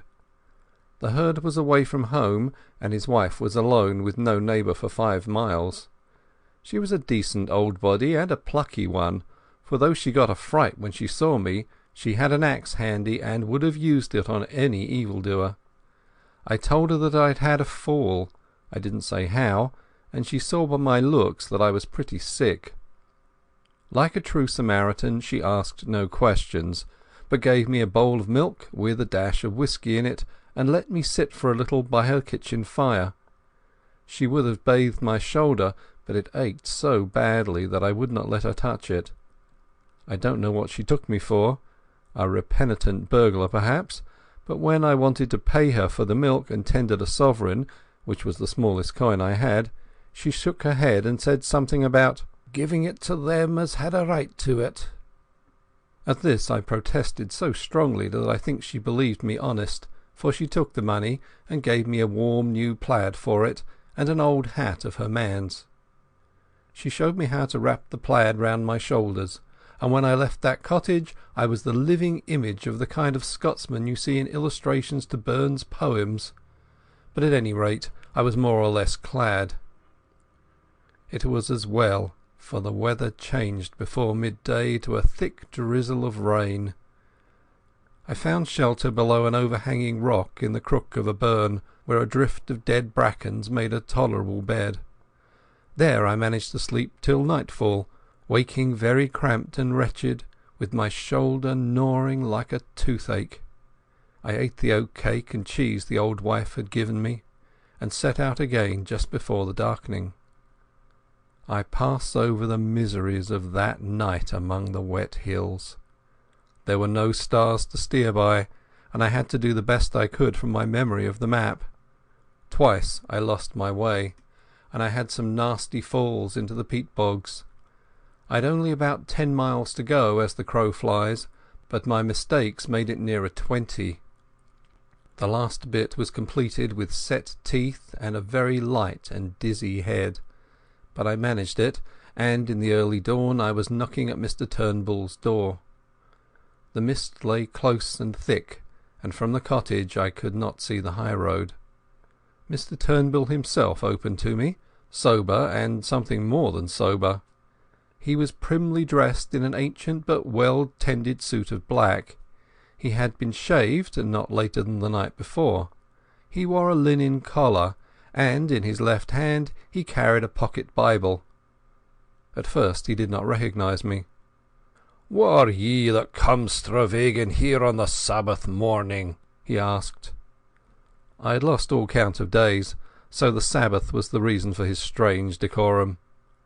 My head was swimming so wildly that I could not frame a coherent answer, but he recognized me and saw that I was ill. "Have you got my specs?" he asked. I fetched them out of my trousers pocket and gave him them. "You'll come for your jacket and waistcoat," he said. "Come in by. Losh, man, you're terrible doon i' the legs. Haud up till I get ye to a chair." I perceived I was in for a bout of malaria. I had a good deal of fever in my bones, and the wet night had brought it out, while my shoulder and the effects of the fumes combined to make me feel pretty bad. Before I knew, Mr Turnbull was helping me off with my clothes and putting me to bed in one of the 2 cupboards that lined the kitchen walls. He was a true friend in need, that old roadman. His wife was dead years ago, and since his daughter's marriage he lived alone. For the better part of 10 days he did all the rough nursing I needed. I simply wanted to be left in peace while the fever took its course, and when my skin was cool again I found that the bout had more or less cured my shoulder. But it was a baddish go, and though I was out of bed in 5 days, it took me some time to get my legs again. He went out each morning, leaving me milk for the day and locking the door behind him, and came in the evening to sit silent in the chimney corner. Not a soul came near the place. When I was getting better he never bothered me with a question. Several times he fetched me 2 days old Scotsmen, and I noticed the interest in the Portland Place murder seemed to have died down. There was no mention of it, and I could find very little about anything except a thing called the General Assembly, some ecclesiastical spree, I gathered. One day he produced my belt from a lock-fast drawer. "There's a terrible heap of siller in it," he said. "You'd better count it to see it's all there." He never even inquired my name. I asked him if anybody had been around making inquiries subsequent to my spell at the road making. "Aye, there was a man in a motor car.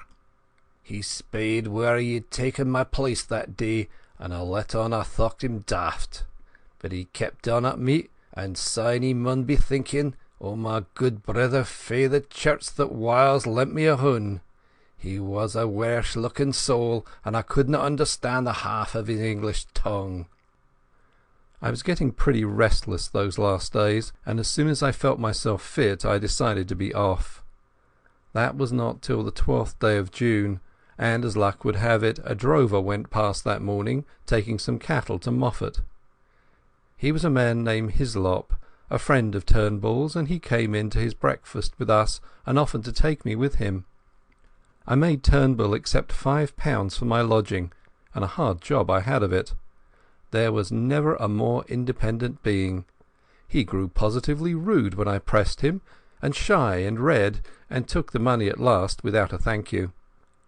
When I told him how much I owed him, he grunted something about "a good turn deserving another." You would have thought from our leave-taking that we had parted in disgust. Hislop was a cheery soul who chattered all the way over the pass and down the sunny vale of Annan. I talked of Galloway markets and sheep prices, and he made up his mind that I was a pack shepherd from those parts, whatever that may be. My plaid and my old hat, as I have said, gave me a fine theatrical Scots look. But driving cattle is a mortally slow job, and we took the better part of the day to cover a dozen miles. If I had not had such an anxious heart I would have enjoyed that time. It was shining blue weather, with a constantly changing prospect of brown hills and far green meadows, and a continual spund of larks and curlews and falling streams. But I had no mind for the summer, and little for Hislop's conversation, for as the fateful 15th of June grew near I was overweighted with the lifeless difficulties of my enterprise. I got some dinner in a humble Moffat public house, and walked the 2 miles to the junction on the main line. The night express for the south was not due till midnight, and to fill up the time I went up on the hillside and fell asleep, for the walk had tired me. I all but slept too long, and had to run to the station and catch the train with 2 minutes to spare. The feel of the hard third-class cushions and the smell of stale tobacco cheered me up wonderfully. At any rate, I felt now that I was getting to grips with my job. I was decanted at Crewe in the small hours, and had to wait till 6 to get a train for Birmingham. In the afternoon I got to Reading, and changed into a local train which journeyed into the deeps of Berkshire. Presently I was in a land of lush water meadows and slow reedy streams. About 8 o'clock in the evening a weary and travel-stained being, a cross between a farm labourer and a vet, with a checkered blue and white plaid over his arm, for I did not dare to wear it south of the border, descended at the little station of Ayres Tinswell. There were several people on the platform, and I thought I had better wait to ask my way till I was clear of the place. The road led through a wood of great beeches, and then into a shallow valley with the green backs of downs peeping over the distant trees. After Scotland the air smelled heavy and flat, but infinitely sweet, for the limes and chestnuts and lilac bushes were domes of blossom. Presently I came to a bridge, below which a clear slow stream flowed between snowy beds of water buttercups. A little above it was a mill, and the lasher made a pleasant cool sound in the scented dusk. Somehow the place soothed me and put me at my ease. I fell to whistling as I looked into the green depths, and the tune which came to my lips was Annie Laurie. A fisherman came up from the waterside, and as he neared me he too began to whistle. The tune was infectious, for he followed my suit. He was a huge man in untidy old flannels and a wide-brimmed hat with a canvas bag slung on his shoulder. He nodded to me, and I thought I had never seen such a shrewder or better-tempered face. He leaned his delicate 10-foot split-cane rod against the bridge and looked with me at the water. "Clear, isn't it?" he said pleasantly. "I back our Kennet any day against the test. Look at that big fellow, 4 pounds if he's an ounce. But the evening rise is over, and you can't tempt 'em." "I don't see him," said I. "Look, there, a yard from the reeds, just above that sickle." "I've got him now. You might swear he was a black stone." "So," he said, and whistled another bar of Annie Laurie. "Twisden's the name, isn't it?" he said over his shoulder, his eyes still fixed on the stream. "No," I said. "I mean to say yes." I had forgotten all about my alias. "It's a wise conspirator that knows his own name," he observed, grinning broadly at a moorhen that emerged from the bridge's shadow. I stood up and looked at him, at his square jaw and broad-lined brow and the firm folds of cheek, and began to think that here at last was an ally worth having. His whimsical blue eyes seemed to go very deep. Suddenly he frowned. "I call it disgraceful," he said, raising his voice. "Disgraceful that an able-bodied man like you should dare to beg. You can get a meal from my kitchen, but you'll get no money from me." A dog-cart was passing, driven by a young man who raised his whip to salute the fisherman. When he had gone, he picked up his rod. "That's my house," he said, pointing to a white gate 100 yards on. "Wait 5 minutes and then go round to the back door." And with that he left me. I did as I was bidden. I found a pretty cottage with a lawn running down to the stream, and a perfect jungle of guelder rose and lilac flanking the path.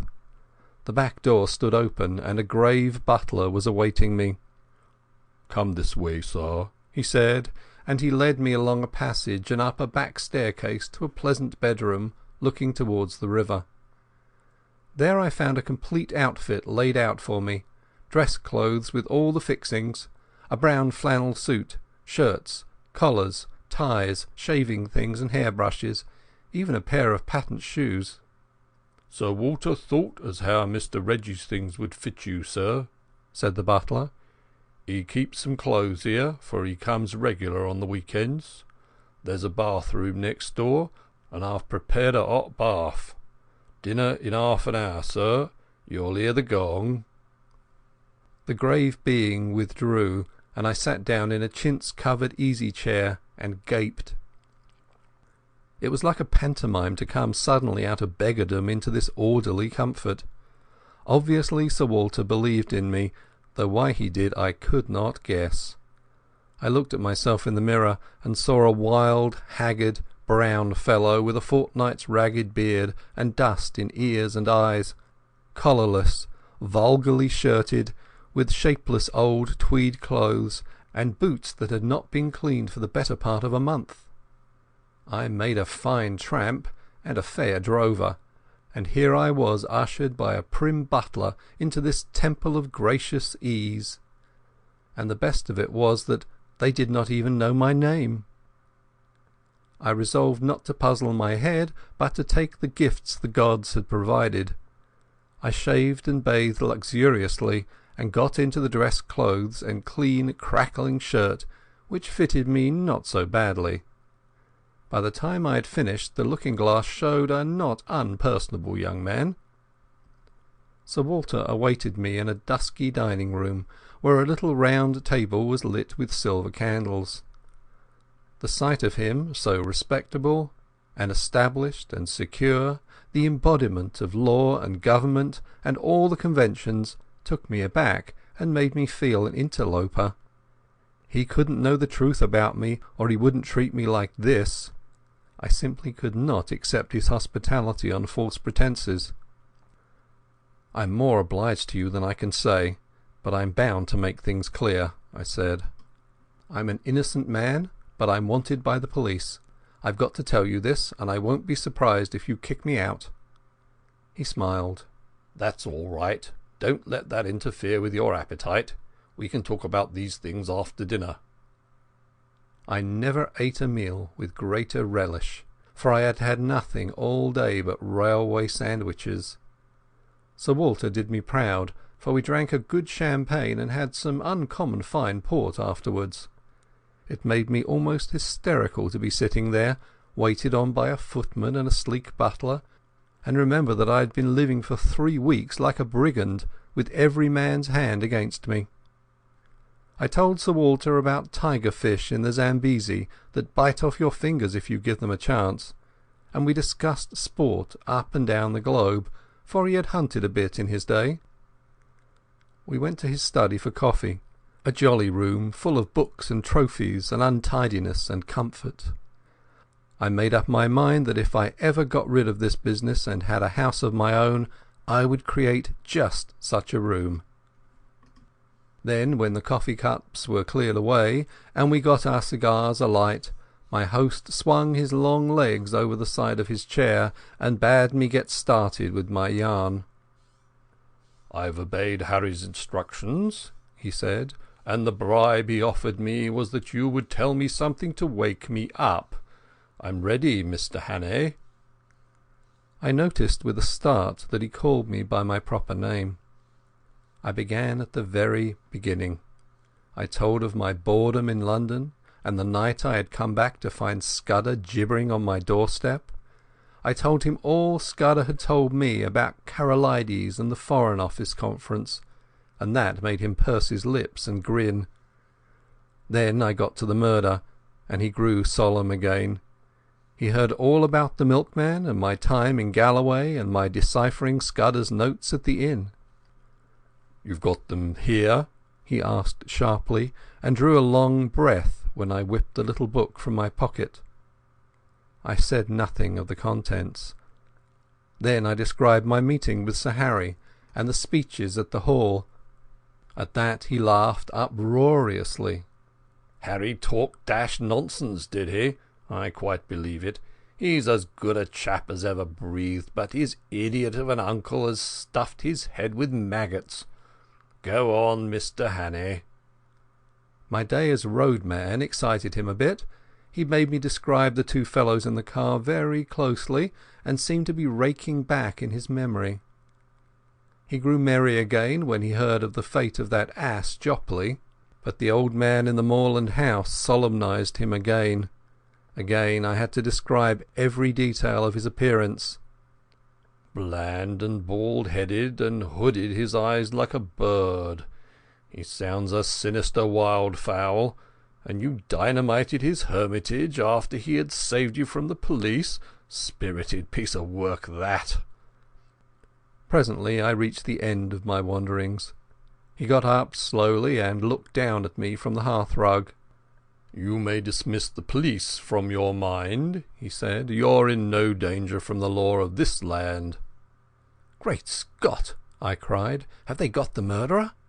"No, but for the last fortnight they have dropped you from the list of possibilities." "Why?" I asked in amazement. "Principally because I received a letter from Scudder.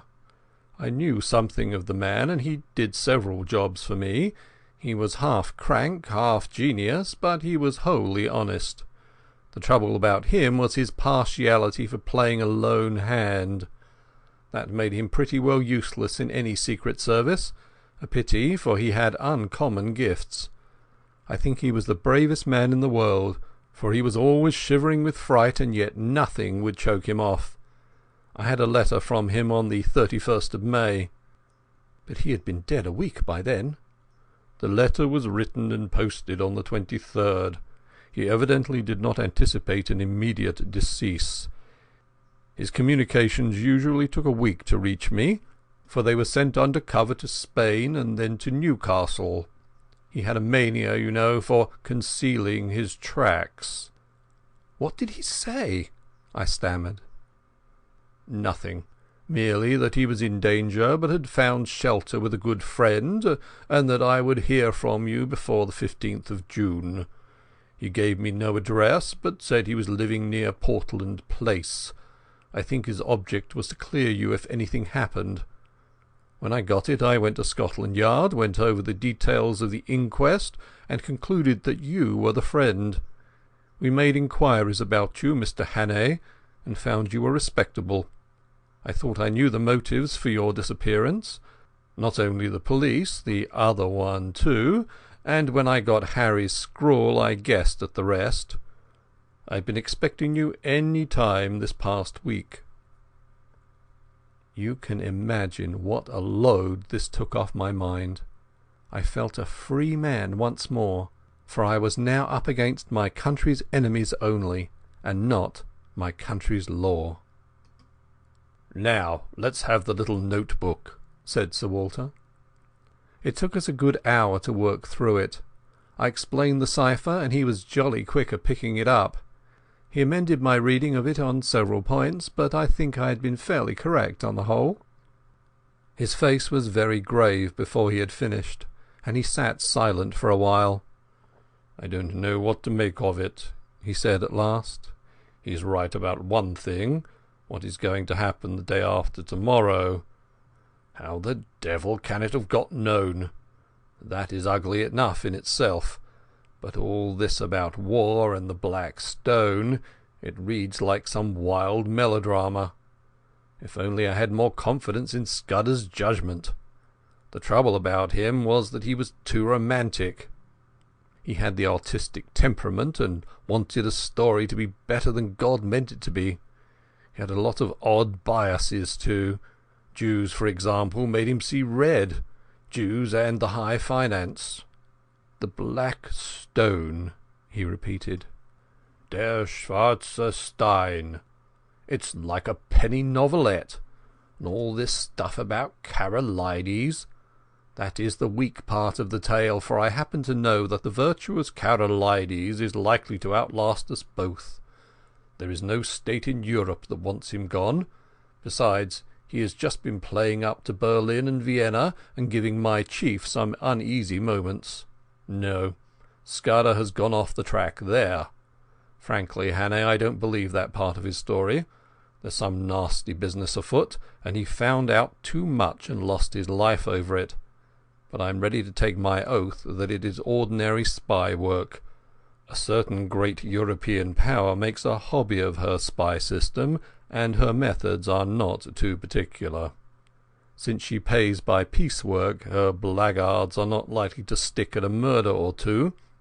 They want our naval dispositions for their collection at the Marinampt, but they will be pigeonholed, nothing more." Just then the butler entered the room. "There's a trunk call from London, Sir Walter. It's Mr. Heath, and he wants to speak to you personally." My host went off to the telephone. He returned in 5 minutes with a whitish face. "I apologise to the shade of Scudder," he said. "Karolides was shot dead this evening at a few minutes after 7. End of Chapter 7. Chapter 8. The Coming of the Black Stone. I came down to breakfast next morning after 8 hours of blessed dreamless sleep to find Sir Walter decoding a telegram in the midst of muffins and marmalade. His fresh rosiness of yesterday seemed a thought tarnished. "I had a busy hour on the telephone after you went to bed," he said. "I got my chief to speak to the First Lord and the Secretary for War, and they are bringing Royer over a day sooner. This wire clinches it. He will be in London at 5. Odd that the code word for a sous-chef d'etat major general should be porker." He directed me to the hot dishes and went on. "Not that I think it will do much good. If your friends were clever enough to find out the first arrangement, they are clever enough to discover the change. I would give my head to know where the leak is. We believed there were only 5 men in England who knew about Royer's visit, and you may be certain there were fewer in France, for they manage these things better there." While I ate he continued to talk, making me, to my surprise, a present of his full confidence. Can the dispositions not be changed? I asked. They could, he said, but we want to avoid that if possible. They are the result of immense thought, and no alteration would be as good. Besides, on one or two points change is simply impossible. Still, something could be done if it were absolutely necessary. But you see the difficulty, Hannay. Our enemies are not going to be such fools as to pick Royer's pocket or any childish game like that. They know that would mean a row and put us on our guard. Their aim is to get the details without any of us knowing, so that Royer will go back to Paris in the belief that the whole business is still deadly secret. For once we suspect they know that, the whole thing must be altered. Then we must stick by the Frenchman's side till he is home again, I said. If they thought they could get the information in Paris, they would try there. It means they have some deep scheme on foot in London which they reckon is going to win out. Royer dines with my chief and then comes to my house, where 4 people will see him. Whittaker from the Admiralty, myself, Sir Arthur Drew, and General Winstanley. The First Lord is ill and has gone to Sheringham. At my house he will get a certain document from Whittaker, and after that he will be motored to Portsmouth, where a destroyer will take him to Havre. His journey is too important for the ordinary boat train. He will never be left unattended for a moment till he is safe on French soil. The same with Whittaker till he meets Royer. That is the best we can do, and it's hard to see how there can be any miscarriage. But I don't mind admitting that I'm horribly nervous. This murder of Karolides will play the deuce in the chancelleries of Europe. After breakfast he asked me if I could drive a car. Well, you'll be my chauffeur today, and wear Hudson's rig. You're about his size. You have a hand in this business, and we are taking no risks. There are desperate men against us who will not respect the country retreat of an overworked official. When I first came to London I had bought a car and amused myself with running about the south of England, so I knew something of the geography. I took Sir Walter to town by the Bath road and made good going. It was a soft, breathless June morning, with a promise of sultriness later, but it was delicious enough swinging through the little towns with their freshly watered streets and past the summer gardens of the Thames Valley. I landed Sir Walter at his house in Queen Anne's Gate punctually by 11:30. The butler was coming up by train with the luggage. The first thing he did was to take me round to Scotland Yard. There we saw a prim gentleman with a clean-shaven lawyer's face. "I've brought you the Portland Place murderer," was Sir Walter's introduction. The reply was a wry smile. "It would have been a welcome present, Bullivant, but this, I presume, is Mr. Richard Hannay, who for some days greatly interested my department." "Mr. Hannay will interest it again. He has much to tell you, but not today. For certain grave reasons his tale must wait for 24 hours. Then I can promise you will be entertained and possibly edified. I want you to assure Mr. Hannay that he will suffer no further inconvenience." This assurance was promptly given. "You can take up your life where you left off," I was told. "Your flat, which probably you no longer wish to occupy, is waiting for you, and your man is still there. As you were never publicly accused, we considered that there was no need of a public exculpation. But on that, of course, you must please yourself." "We may want your assistance later on, MacGillivray," Sir Walter said as we left. Then he turned me loose. "Come and see me tomorrow, Hannay. I needn't tell you to keep deadly quiet. If I were you I would go to bed, for you must have considerable arrears of sleep to overtake. You had better lie low, for if one of your Blackstone friends saw you there might be trouble." I felt curiously at a loose end. At first it was very pleasant to be a free man, able to go where I wanted without fearing anything. I had only been a month under the ban of the law, and it was quite enough for me. I went to the Savoy and ordered very carefully a very good luncheon, and then smoked the best cigar the house could provide. But I was still feeling nervous. When I saw anybody look at me in the lounge, I grew shy and wondered if they were thinking about the murder. After that I took a taxi and drove miles away up into North London. I walked back through the fields and lines of villas and terraces, and then slums and mean streets, and it took me pretty near 2 hours. All the while my restlessness was growing worse. I felt that great things, tremendous things, were happening or were about to happen, and I, who was the cogwheel of the whole business, was out of it. Royer would be landing at Dover. Sir Walter would be making plans with the few people in England who were in the secret, and somewhere in the darkness the Black Stone would be working. I felt the sense of danger and impending calamity, and I had the curious feeling too that I alone could avert it, alone could grapple with it. But I was out of the game now. How could it be otherwise? It was not likely that cabinet ministers and admiralty lords and generals would admit me to their councils. I actually began to wish that I could run up against one of my 3 enemies. That would lead to developments. I felt that I wanted enormously to have a vulgar scrap with those gentry, where I could hit out and flatten something. I was rapidly getting into a very bad temper. I didn't feel like going back to my flat.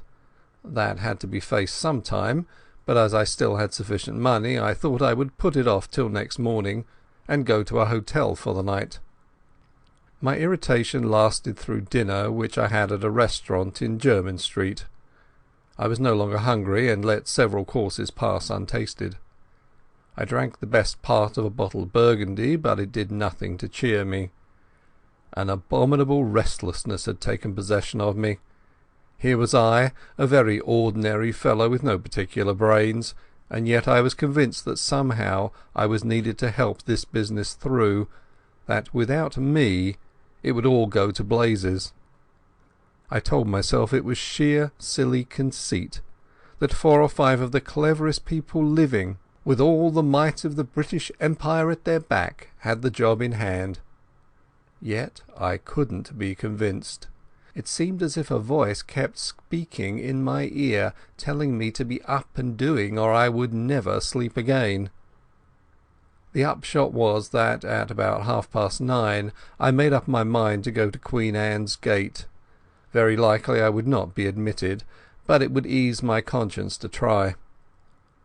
I walked down Jermyn Street, and at the corner of Duke Street passed a group of young men. They were in evening dress and had been dining somewhere, and were going on to a music hall. One of them was Marmaduke Jopley. He saw me and stopped short. "By God, the murderer!" he cried. "Here, you fellows, hold him! That's Hannay, the man who did the Portland Place murder." He gripped me by the arm, and the others crowded around. I wasn't looking for any trouble, but my ill temper made me play the fool. A policeman came up, and I should have told him the truth, and if he didn't believe it, demanded to be taken to Scotland Yard, or, for that matter, to the nearest police station. But a delay at that moment seemed to me unendurable, and the sight of Marmy's imbecile face was more than I could bear. I let out with my left, and had the satisfaction of seeing him measure his length in the gutter. Then began an unholy row. They were all on me at once, and the policeman took me in the rear. I got in 1 or 2 good blows, for I think with fair play I could have licked the lot of them, but the policeman pinned me behind, and one of them got his fingers in my throat. Through a black cloud of rage I heard the officer of the law asking what was the matter, and Marmy, between his broken teeth, declaring that I was Hannay, the murderer. "Oh, damn it all," I cried, "make the fellow shut up. I advise you to leave me alone, constable. Scotland Yard knows all about me, and you'll get a proper wigging if you interfere with me."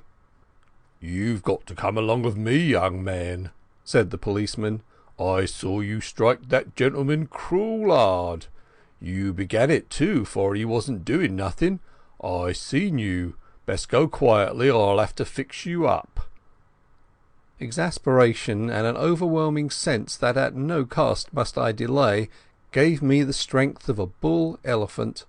I fairly wrenched the constable off his feet, floored the man who was gripping my collar, and set off at my best pace down Duke Street. I heard a whistle being blown and the rush of men behind me. I have a very fair turn of speed, and that night I had wings. In a jiffy I was in Pall Mall and had turned down towards St James's Park. I dodged the policeman at the palace gates, dived through a press of carriages at the entrance to the mall, and was making for the bridge before my pursuers had crossed the roadway. In the open ways of the park I put on a spurt. Happily there were few people about, and no one tried to stop me. I was staking all on getting to Queen Anne's Gate. When I entered that quiet thoroughfare it seemed deserted. Sir Walter's house was in the narrowest part, and outside it 3 or 4 motor cars were drawn up. I slackened speed some yards off and walked briskly up to the door. If the butler refused me admission, or even if he delayed to open the door, I was done. He didn't delay. I had scarcely rung before the door opened. "I must see Sir Walter," I panted. "My business is desperately important." That butler was a great man. Without moving a muscle he held the door open, and then shut it behind me.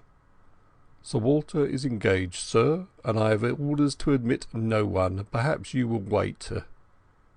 The house was of the old-fashioned kind, with a wide hall and rooms on both sides of it. At the far end was an alcove with a telephone and a couple of chairs, and there the butler offered me a seat. "See here," I whispered, "there's trouble about, and I'm in it. But Sir Walter knows, and I'm working for him. If anyone comes and asks if I'm here, tell him a lie." He nodded, and presently there was a noise of voices in the street, and a furious ringing at the bell. I never admired a man more than that butler. He opened the door, and with a face like a graven image waited to be questioned. Then he gave it them. He told them whose house it was and what his orders were, and simply froze them off the doorstep. I could see it all from my alcove, and it was better than any play. I hadn't waited long till there came another ring at the bell. The butler made no bones about admitting this new visitor. While he was taking off his coat I saw who it was. You couldn't open a newspaper or a magazine without seeing that face. The grey beard cut like a spade, the firm fighting mouth, the blunt square nose and the keen blue eyes. I recognised the First Sea Lord, the man, they say, that made the new British Navy. He passed my alcove and was ushered into a room at the back of the hall. As the door opened I could hear the sound of low voices. It shut, and I was left alone again. For 20 minutes I sat there, wondering what I was to do next. I was still perfectly convinced that I was wanted, but when or how I had no notion. I kept looking at my watch, and as the time crept on to 10:30 I began to think that the conference must soon end. In a quarter of an hour Royer should be speeding along the road to Portsmouth. Then I heard a bell ring and the butler appeared. The door of the back room opened and the First Sea Lord came out. He walked past me, and in passing he glanced in my direction, and for a second we looked each other in the face. Only for a second, but it was enough to make my heart jump. I had never seen the great man before, and he had never seen me. But in that fraction of time something sprang into his eyes, and that something was recognition. You can't mistake it. It is a flicker, a spark of light, a minute shade of difference, which means one thing and one thing only. It came involuntarily, for in a moment It died, and he passed on. In a maze of wild fancies I heard the street door close behind him. I picked up the telephone book and looked up the number of his house. We were connected at once, and I heard a servant's voice. "Is his lordship at home?" I asked. "His lordship returned half an hour ago," said the voice, "and has gone to bed. He is not very well tonight. Will you leave a message, sir?" I rang off and sat down numbly in a chair. My part in this business was not yet ended.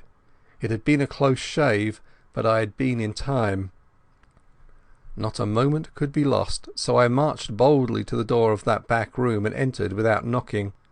5 surprised faces looked up from the round table. There was Sir Walter, and Drew, the War Minister, whom I knew from his photographs. There was a slim elderly man, who was probably Whittaker, the Admiralty official, and there was General Winstanley, conspicuous from the long scar on his forehead. Lastly, there was a short, stout man with an iron grey moustache and bushy eyebrows, who had been arrested in the middle of a sentence. Sir Walter's face showed surprise and annoyance. "This is Mr. Hannay, of whom I have spoken to you," he said apologetically to the company. "I'm afraid, Hannay, this visit is ill-timed." I was getting back my coolness. "That remains to be seen, sir," I said, "but I think it may be in the nick of time. For God's sake, gentlemen, tell me who went out a minute ago." "Lord Alloa," Sir Walter said, reddening with anger. "It was not," I cried. "It was his living image, but it was not Lord Alloa.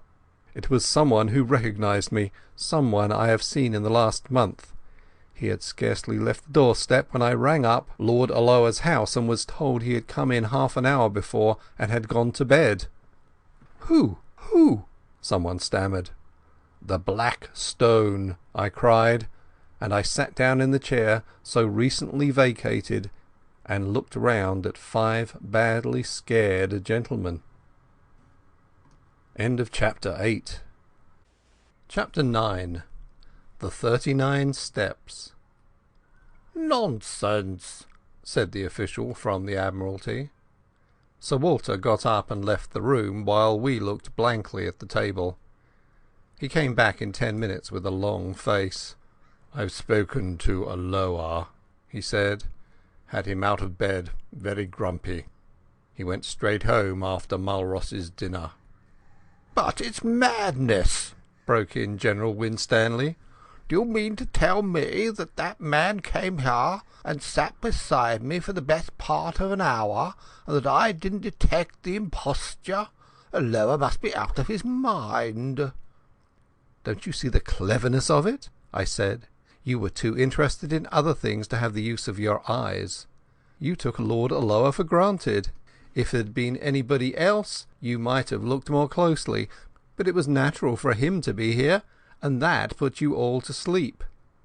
Then the Frenchman spoke, very slowly and in good English. "The young man is right. His psychology is good. Our enemies have not been foolish." "But I don't see," went on Winstanley. "Their object was to get these dispositions without our knowing it. Now it only required one of us to mention to Alloa our meeting tonight for the whole fraud to be exposed." Sir Walter laughed dryly. "The selection of Alloa shows their acumen. Which of us was likely to speak to him about tonight, or was he likely to open the subject?" I remembered the First Sea Lord's reputation for taciturnity and shortness of temper. "The one thing that puzzles me," said the General, "is what good his visit here would do that spy fellow. He could not carry away several pages of figures and strange names in his head." "That is not difficult," the Frenchman replied. "A good spy is trained to have a photographic memory, like your own Macaulay. You noticed he said nothing, but went through these papers again and again. I think we may assume that he has every detail stamped on his mind. When I was younger I could do the same trick." "Well, "I suppose there's nothing for it but to change the plans," said Sir Walter ruefully. Whittaker was looking very glum. "Did you tell Lord Alloa what had happened?" he asked. "No. I can speak with absolute assurance, but I'm nearly certain that we can't make any serious change unless we alter the geography of England." "Another thing must be said." It was Royer who spoke. "I talked freely when that man was here. I have told him something of the military plans of my government. I was permitted to say so much, but that information would be worth many millions to our enemies. No, my friends, I see no other way. The man who came here and his confederates must be taken, and taken at once." "Good God!" I cried. "And we have not a rag of a clue." "Besides," said Whittaker, "there is the post. By this time the news will be on its way." "No," said the Frenchman, "you do not understand the habits of the spy. He receives personally his reward, and he delivers personally his intelligence. We in France know something of the breed. There is still a chance, mes amis. These men must cross the sea, and there are ships to be searched and ports to be watched. Believe me, the need is desperate for both France and Britain." Royer's grave good sense seemed to pull us together. He was the man of action among fumblers. But I saw no hope in any face, and I felt none. Where among the 50 millions of these islands, and within a dozen hours, were we to lay hands on the 3 cleverest rogues in Europe? Then I had an inspiration. "Where is Scudder's book?" I asked Sir Walter. "Quick, man, I remember something in it." He unlocked the drawer of a bureau and gave it to me. I found the place. 39 steps, I read, and again 39 steps. I counted them. High tide, 10:17 p.m. The Admiralty man was looking at me as if he thought I had gone mad. "Don't you see it's a clue?" I cried. "Scudder knew where these fellows laired. He knew where they were going to leave the country, though he kept the name to himself. Tomorrow was the day, and it was some place where high tide was at 10:17. "They may have gone tonight," said someone. "Not them. They have their own snug secret way, and they won't be hurried. I know Germans, and they are mad about working to a plan. Where the devil can I get a book of tide tables?" Whittaker brightened up. "It's a chance," he said. "Let's go over to the Admiralty." We got into 2 of the waiting motor cars, all but Sir Walter, who went off to Scotland Yard to mobilise Gillivray, so he said. We marched through empty corridors and big bare chambers where the charwomen were busy, till we reached a little room lined with books and maps. A resident clerk was unearthed, who presently fetched from the library the Admiralty tide tables. I sat at the desk, and the others stood round, for somehow or other I had got charge of this outfit. It was no good. There were hundreds of entries, and as far as I could see 10:17 might cover 50 places. We had to find some way of narrowing the possibilities. I took my head in my hands and thought there must be some way of reading this riddle. What did Scudder mean by steps? I thought of dock steps, but if he had meant that, I didn't think he would have mentioned the number. It must be some place where there were several staircases, and one marked out from the other by having 39 steps. Then I had a sudden thought, and hunted up all the steamer sailings. There was no boat which left for the continent at 10:17 p.m. Why was high tide important? If it was a harbour, there must be some little place where the tide mattered, or else it was a heavy draught boat. But there was no regular steamer sailing at that hour, and somehow I didn't think they would travel by a big boat from a regular harbour. So it must be some little harbour, where the tide was important, or perhaps no harbour at all. But if it was a little port, I couldn't see what the steps signified. There were no sets of staircases at any harbour that I had ever seen. It must be some place which a particular staircase identified, and where the tide was full at 10:17. On the whole, it seemed to me that the place must be a bit of open coast, but the staircases kept puzzling me. Then I went back to wider considerations. Whereabouts would a man be likely to leave for Germany? A man in a hurry, who wanted a speedy and a secret passage. Not from any of the big harbours, and not from the Channel or the West Coast or the north of Scotland, for remember he was starting from London. I measured the distance on the map and tried to put myself in the enemy's shoes. I should try for Ostend, or Antwerp, or Rotterdam, and I should sail from somewhere on the east coast, between Cromer and Dover. All this was very loose guessing, and I didn't pretend it was ingenious or scientific. I wasn't any kind of Sherlock Holmes. But I've always fancied I had a kind of instinct about questions like this. I don't know if I can explain myself, but I used to use my brains as far as they went, and after they came to a black wall I guessed, and I usually found my guesses pretty right. So I set out all my conclusions on a bit of Admiralty paper. They ran like this. Fairly certain. 1. Place where there are several sets of stairs.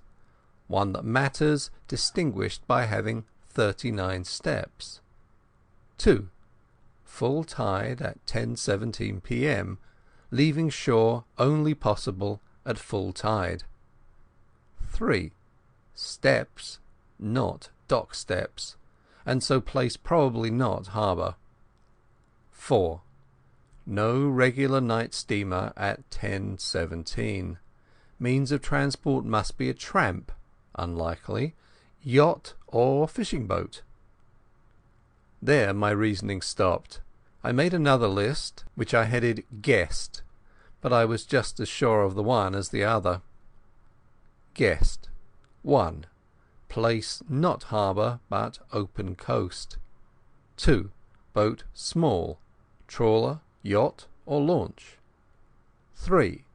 Place somewhere on east coast between Cromer and Dover. It struck me as odd that I should be sitting at that desk with a cabinet minister, a field marshal, 2 high government officials and a French general watching me, while from the scribble of a dead man I was trying to drag a secret which meant life or death for us. Sir Walter had joined us, and presently MacGillivray arrived. He had sent out instructions to watch the ports and railway stations for the 3 gentlemen whom I had described to Sir Walter. Not that he or anybody else thought that it would do much good. "Here's the most I can make of it," I said. "We've got to find a place where there are several staircases down to the beach, one of which has 39 steps. I think it's a piece of open coast with biggish cliffs somewhere between the Wash and the Channel. Also, it's a place where full tide is at 10:17 tomorrow night." Then an idea struck me. Is there no Inspector of Coastguards, or some fellow like that, who knows the East Coast? Whittaker said there was, and that he lived in Clapham. He went off in a car to fetch him, and the rest of us sat about the little room and talked of anything that came into our heads. I lit a pipe and went over the whole thing again till my brain grew weary. About 1 in the morning the coastguard man arrived. He was a fine old fellow with the look of a naval officer, and was desperately respectful to the company. I left the War Minister to cross-examine him, for I felt he would think it cheek in me to talk. "We want you to tell us the places you know on the east coast where there are cliffs, and where several sets of steps run down to the beach." He thought for a bit. "What kind of steps do you mean, sir? There are plenty of places with roads cut down through the cliffs, and most roads have a step or 2 in them. Or do you mean regular staircases, all steps, so to speak. Sir Arthur looked towards me. "We mean regular staircases," I said. He reflected a minute or two. "I don't know that I can think of any. Wait a second. There's a place in Norfolk, Brattlesham, beside the golf course, where there are a couple of staircases to let the gentleman get a lost ball." "That's not it," I said. "Then there are plenty of marine parades, if that's what you mean. Every seaside resort has them." I shook my head. "It's got to be more retired than that," I said. "Well, gentlemen, I can't think of anywhere else. Of course, there's the Rough." "What's that?" I asked. "The big chalk headland in Kent, close to Bradgate. It's got a lot of villas on the top, and some of the houses have staircases down to a private beach. It's a very high-toned sort of place, and the residents there like to keep by themselves." I tore open the tide tables and found Bradgate. High tide there was at 10:27 p.m. on the 15th of June. "We're on the scent at last," I cried excitedly. "How can I find out what is the tide at the Rough?" "I can tell you that, sir," said the coastguard man. "I once was let a house there in this very month, and I used to go out at night to the deep sea fishing. The tide's 10 minutes before Bradgate." I closed the book and looked round at the company. "If one of those staircases has 39 steps, we have solved the mystery, gentlemen," I said. "I want the loan of your car, Sir Walter, and a map of the roads. If Mr MacGillivray will spare me 10 minutes, I think we can prepare something for tomorrow." It was ridiculous in me to take charge of the business like this, but they didn't seem to mind, and after all I had been in the show from the start. Besides, I was used to rough jobs, and these eminent gentlemen were too clever not to see it. It was General Royer who gave me my commission. "I, for one," he said, "am content to leave the matter in Mr Hannay's hands." By 3:30 I was tearing past the moonlit hedgerows of Kent, with MacGillivray's best man on the seat beside me. Chapter 9. Chapter 10. The last chapter. Various parties converging on the sea. A pink and blue June morning found me at Bradgate, looking from the Griffin Hotel over a smooth sea to the lightship on the Cock Sands, which seemed the size of a bellboy. A couple of miles further south, and much nearer the shore, a small destroyer was anchored. Scaife, MacGillivray's man, who had been in the Navy, knew the boat, and told me her name and her commander's, so I sent off a wire to Sir Walter. After breakfast Scaife got from a house agent a key for the gates of the staircases on the Rough. I walked with him along the sands, and sat down in a nook of the cliffs while he investigated the half-dozen of them. I didn't want to be seen, but the place at this hour was quite deserted, and all the time I was on that beach I saw nothing but the seagulls. It took him more than an hour to do the job, and when I saw him coming towards me, conning a bit of paper, I can tell you my heart was in my mouth. Everything depended, you see, on my guess proving right. He read aloud the number of steps in the different stairs. 34, 35, 39, 42, 47 and 21, where the cliffs grew lower. I almost got up and shouted. We hurried back to the town and sent a wire to MacGillivray. I wanted 6 men, and I directed them to divide themselves among different specified hotels. Then Scaife set out to prospect the house at the head of the 39 steps. He came back with news that both puzzled and reassured me. The house was called Trafalgar Lodge, and belonged to an old gentleman called Appleton, a retired stockbroker, the house agent said. Mr Appleton was there a good deal in the summer time, and was in residence now, had been for the better part of a week. Scaife could pick up very little information about him, except that he was a decent old fellow who paid his bills regularly and was always good for a fiver for a local charity. Then Scaife seems to have penetrated to the back door of the house, pretending he was an agent for sewing machines. Only 3 servants were kept, a cook, a parlour-maid and a housemaid, and they were just the sort that you would find in a respectable middle-class household. The cook was not the gossiping kind, and had pretty soon shut the door in his face, but Scaife said he was positive she knew nothing. Next door there was a new house building, which would give good cover for observation, and the villa on the other side was to let, and its garden was rough and shrubby. I borrowed Scaife's telescope, and before lunch went for a walk along the rough. I kept well behind the rows of villas, and found a good observation point on the edge of the golf course. There I had a view of the line of turf along the cliff top, with seats placed at intervals, and the little square plots railed in and planted with bushes, whence the staircases descended to the beach. I saw Trafalgar Lodge very plainly. A red brick villa with a verandah, a tennis lawn behind, and in front the ordinary seaside flower garden full of marguerites and scraggly geraniums. There was a flagstaff from which an enormous Union Jack hung limply in the still air. Presently I observed someone leave the house and saunter along the cliff. When I got my glasses on him I saw it was an old man wearing white flannel trousers, a blue serge jacket and a straw hat.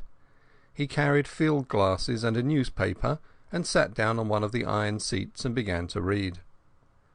Sometimes he would lay down the paper and turn his glasses on the sea. He looked for a long time at the destroyer. I watched him for half an hour till he got up and went back to the house for his luncheon, when I returned to the hotel for mine.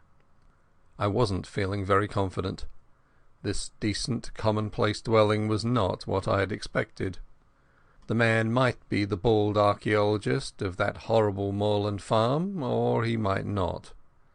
He was exactly the kind of satisfied old bird you will find in every suburb and every holiday place. If he wanted a type of the perfectly harmless person, he would probably pitch on that. But after lunch, as I sat in the hotel porch, I perked up, for I saw the thing I had hoped for and dreaded to miss. A yacht came up from the south and dropped anchor pretty well opposite the Rough. She seemed about 150 tons, and I saw she belonged to the squadron from the White Ensign, so Scaife and I went down to the harbour and hired a boatman for an afternoon's fishing. I spent a warm and peaceful afternoon. We caught between us about 20 pounds of cod and lythe, and out in that dancing blue sea I took a cheerier view of things. Above the white cliffs of the Rough I saw the green and red of the villas, especially the great flagstaff of Trafalgar Lodge. About 4 o'clock, when we had fished enough, I made the boatman row us round the yacht, which lay like a delicate white bird, ready at a moment to flee. Scaife said she must be a fast boat from her build, and that she was pretty heavily engined. Her name was the Ariadne, as I discovered from the cap of one of the men who was polishing brasswork. I spoke to him, and got an answer in the soft dialect of Essex. Another hand that came along passed me the time of day in an unmistakable English tongue. Our boatman had an argument with one of them about the weather, and for a few minutes we lay on our oars close to the starboard bow. Then the men suddenly disregarded us and bent their heads to their work as an officer came along the deck. He was a pleasant, clean-looking young fellow, and he put a question to us about our fishing in very good English. But there could be no doubt about him. His close-cropped head and the cut of his collar and tie never came out of England. That did something to reassure me, but as we rowed back to Bradgate my obstinate doubts would not be dismissed. The thing that worried me was the reflection that my enemies knew that I had got my knowledge from Scudder, and it was Scudder who had given me the clue to this place. If they knew that Scudder had this clue, would they not be certain to change their plans? Too much depended on their success for them to take any risks. The whole question was how much they understood about Scudder's knowledge. I had talked confidently last night about Germans always sticking to a scheme, but if they had any suspicions that I was on their track, they would be fools not to cover it. I wondered if the man last night had seen that I recognized him. Somehow I did not think he had, and to that I clung. But the whole business had never seemed as difficult as that afternoon, when by all calculations I should have been rejoicing in assured success. In the hotel I met the commander of the destroyer, to whom Scaife introduced me, and with whom I had a few words. Then I thought I would put in an hour or two watching Trafalgar Lodge. I found a place further up the hill in the garden of the empty house. From there I had a full view of the court, in which two figures were having a game of tennis. One was the old man whom I had already seen. The other was a younger fellow wearing some club colours in the scarf around his middle. They played with tremendous zest, like two city gents who wanted hard exercise to open their pores. You couldn't conceive a more innocent spectacle. They shouted and laughed and stopped for drinks when a maid brought out 2 tankards on a salver. I rubbed my eyes and asked myself if I was not the most immortal fool on earth. Mystery and darkness had hung about the men who hunted me over the Scotch moors in aeroplane and motor car, and notably about that infernal antiquarian. It was easy enough to connect these folks with the knife that pinned Scudder to the floor, and with fell designs on the world's peace. But here were 2 guileless citizens taking their innocuous exercise, and soon to go indoors to a humdrum dinner, where they would talk of market prices and the latest cricket scores, and the gossip of their native Surbiton. I had been making a net to catch vultures and falcons, and lo and behold, 2 plump thrushes had blundered into it. Presently a third figure arrived, a young man on a bicycle with a bag of golf clubs slung on his back. He strode round to the tennis lawn and was welcomed riotously by the players. Evidently they were chaffing him, and their chaff sounded horribly English. Then the plump man, mopping his brow with a silk handkerchief, announced that he must have a tub. I heard his very words. "I've got into a proper lather," he said. "This will bring down my weight and my handicap, Bob. I'll take you on tomorrow and give you a stroke a hole." You couldn't find anything much more English than that. They all went into the house and left me feeling a precious idiot. I had been barking up the wrong tree this time. These men might be acting, but if they were, where was their audience? They didn't know I was sitting 30 yards off in a rhododendron.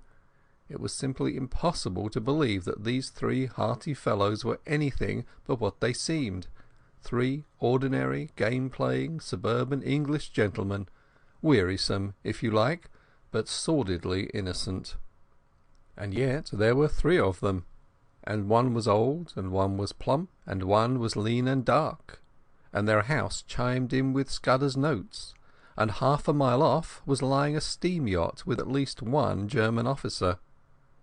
I thought of Karolides lying dead, and all Europe trembling on the edge of an earthquake, and the men I had left behind me in London who were waiting anxiously on the events of the next hours. There was no doubt that hell was afoot somewhere. The Black Stone had won, and if it survived this June night, would bank its winnings.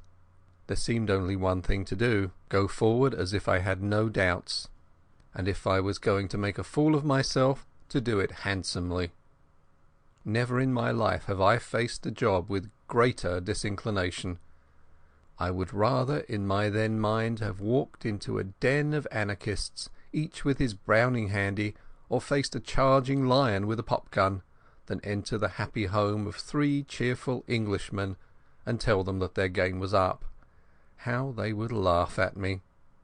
But suddenly I remembered a thing I once heard in Rhodesia from old Peter Pinar.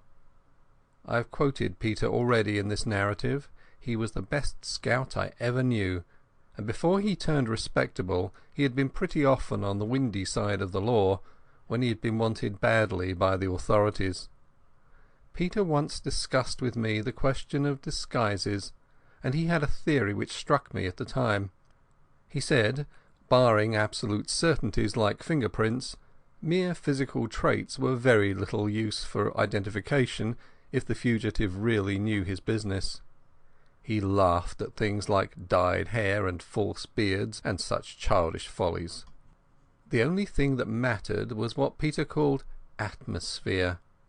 If a man could get into perfectly different surroundings from those in which he had been first observed and, this is the important part, really play up to those surroundings and behave as if he had never been out of them, he would puzzle the cleverest detectives on earth. And he used to tell a story of how he once borrowed a black coat and went to church and shared the same hymn book with the man that was looking for him. If that man had seen him in decent company before, he would have recognized him, but he had only seen him snuffing the lights in a public house with a revolver. The recollection of Peter's talk gave me the first real comfort I had had that day. Peter had been a wise old bird, and these fellows I was after were about the pick of the aviary. What if they were playing Peter's game? A fool tries to look different. A clever man looks the same and is different. Again, there was that other maxim of Peter's, which helped me when I had been a roadman. If you are playing a part, you will never keep it up unless you convince yourself that you are it. That would explain the game of tennis. Those chaps didn't need to act. They just turned a handle and passed into another life, which came as naturally to them as the first. It sounds like a platitude, but Peter used to say it was the big secret of all the famous criminals. It was now getting on for 8 o'clock, and I went back and saw Scaife to give him his instructions. I arranged with him how to place his men, and then I went for a walk, for I didn't feel up to any dinner. I went round the deserted golf course, and then to a point on the cliffs further north, beyond the line of the villas. On the little trim, newly made roads I met people in flannels coming back from tennis and the beach, and a coastguard from the wireless station, and donkeys and pirogues paddling homewards. Out at sea in the blue dusk I saw lights appear on the Ariadne and on the Destroyer away to the south, and beyond the Cock Sands the bigger lights of steamers making for the Thames. The whole scene was so peaceful and ordinary that I got more dashed in spirits every second. It took all my resolution to stroll towards Trafalgar Lodge about 9:30. On the way I got a piece of solid comfort from the sight of a greyhound that was swinging along at a nursemaid's heel. He reminded me of a dog I used to have in Rhodesia, and of the time when I took him hunting with me in the Pali Hills. We were after rhebok, the dun kind, and I recollected how we had followed one beast, and both he and I had clean lost it. A greyhound works by sight, and my eyes are good enough, but that buck simply leaked out of the landscape. Afterwards I found out how it managed it. Against the grey rock of the kopjes it showed no more than a crow against a thundercloud. It didn't need to run away. All it had to do was to stand still and melt into the background. Suddenly, as those memories chased across my brain, I thought of my present case and applied the moral. The black stone didn't need to bolt. They were quietly absorbed into a landscape. I was on the right track, and I jammed that down in my mind and vowed never to forget it. The last word was with Peter Pienaar.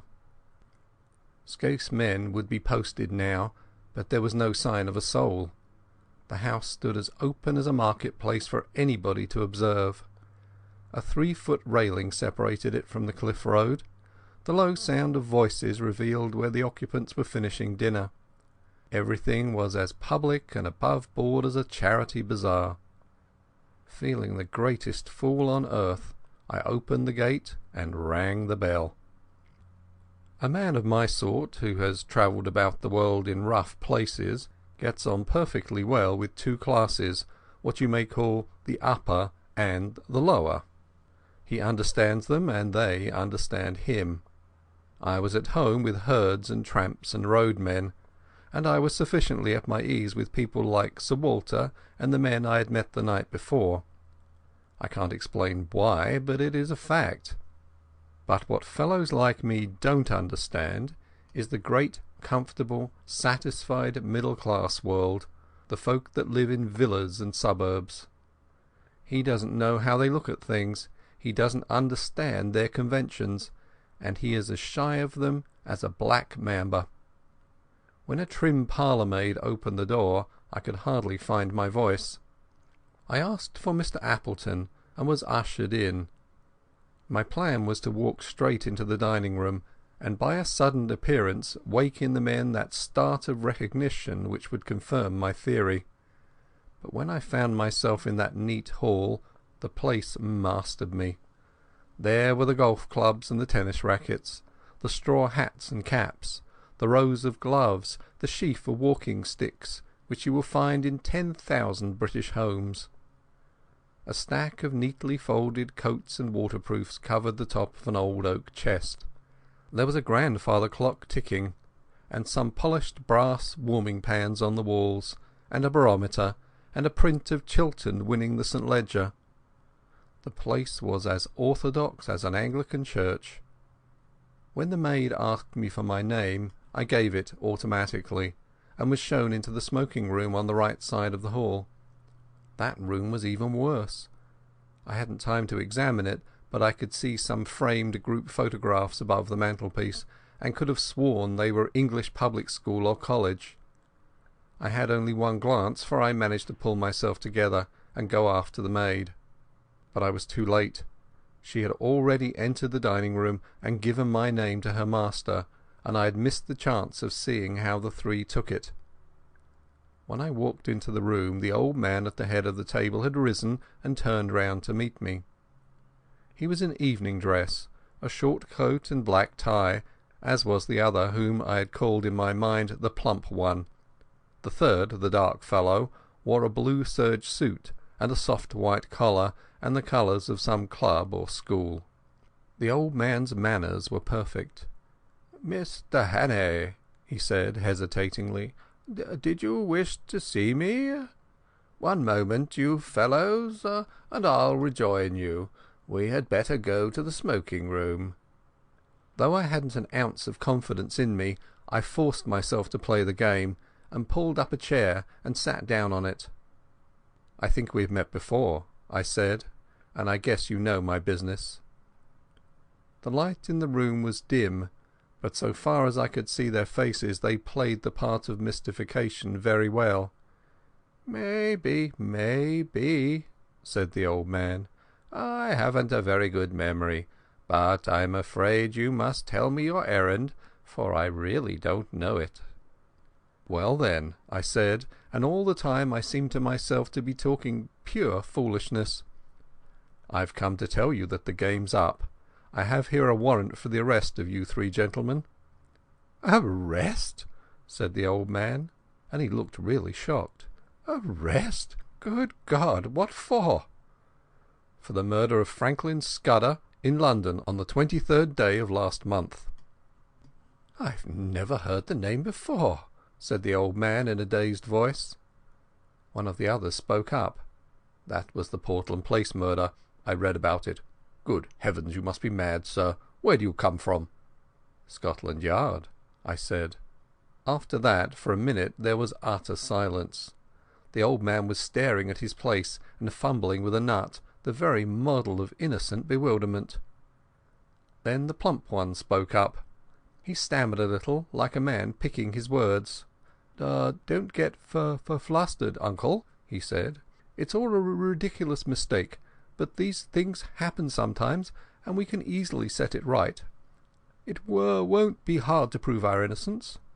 I can show that I was out of the country on the 23rd of May, and Bob was in a nursing home. You were in London, but you can explain what you were doing." "Right, Percy, of course, that's easy enough. The 23rd. That was the day after Agatha's wedding. Let me see, what was I doing? I came up in the morning from Woking, and lunched at the club with Charlie Simmons. Then, yes, I dined with the fishmongers, I remember, for the punch didn't agree with me, and I was seedy the next morning. Hang it all, there's the cigar box I brought back from the dinner." He pointed to an object on the table and laughed nervously. "I think, sir," said the young man, addressing me respectfully, "you will see you are mistaken. We want to assist the law like all Englishmen, and we don't want Scotland Yard to be making fools of themselves. That's so, uncle?" "Certainly, Bob." The old fellow seemed to be recovering his voice. "Certainly, we'll do anything in our power to assist the authorities.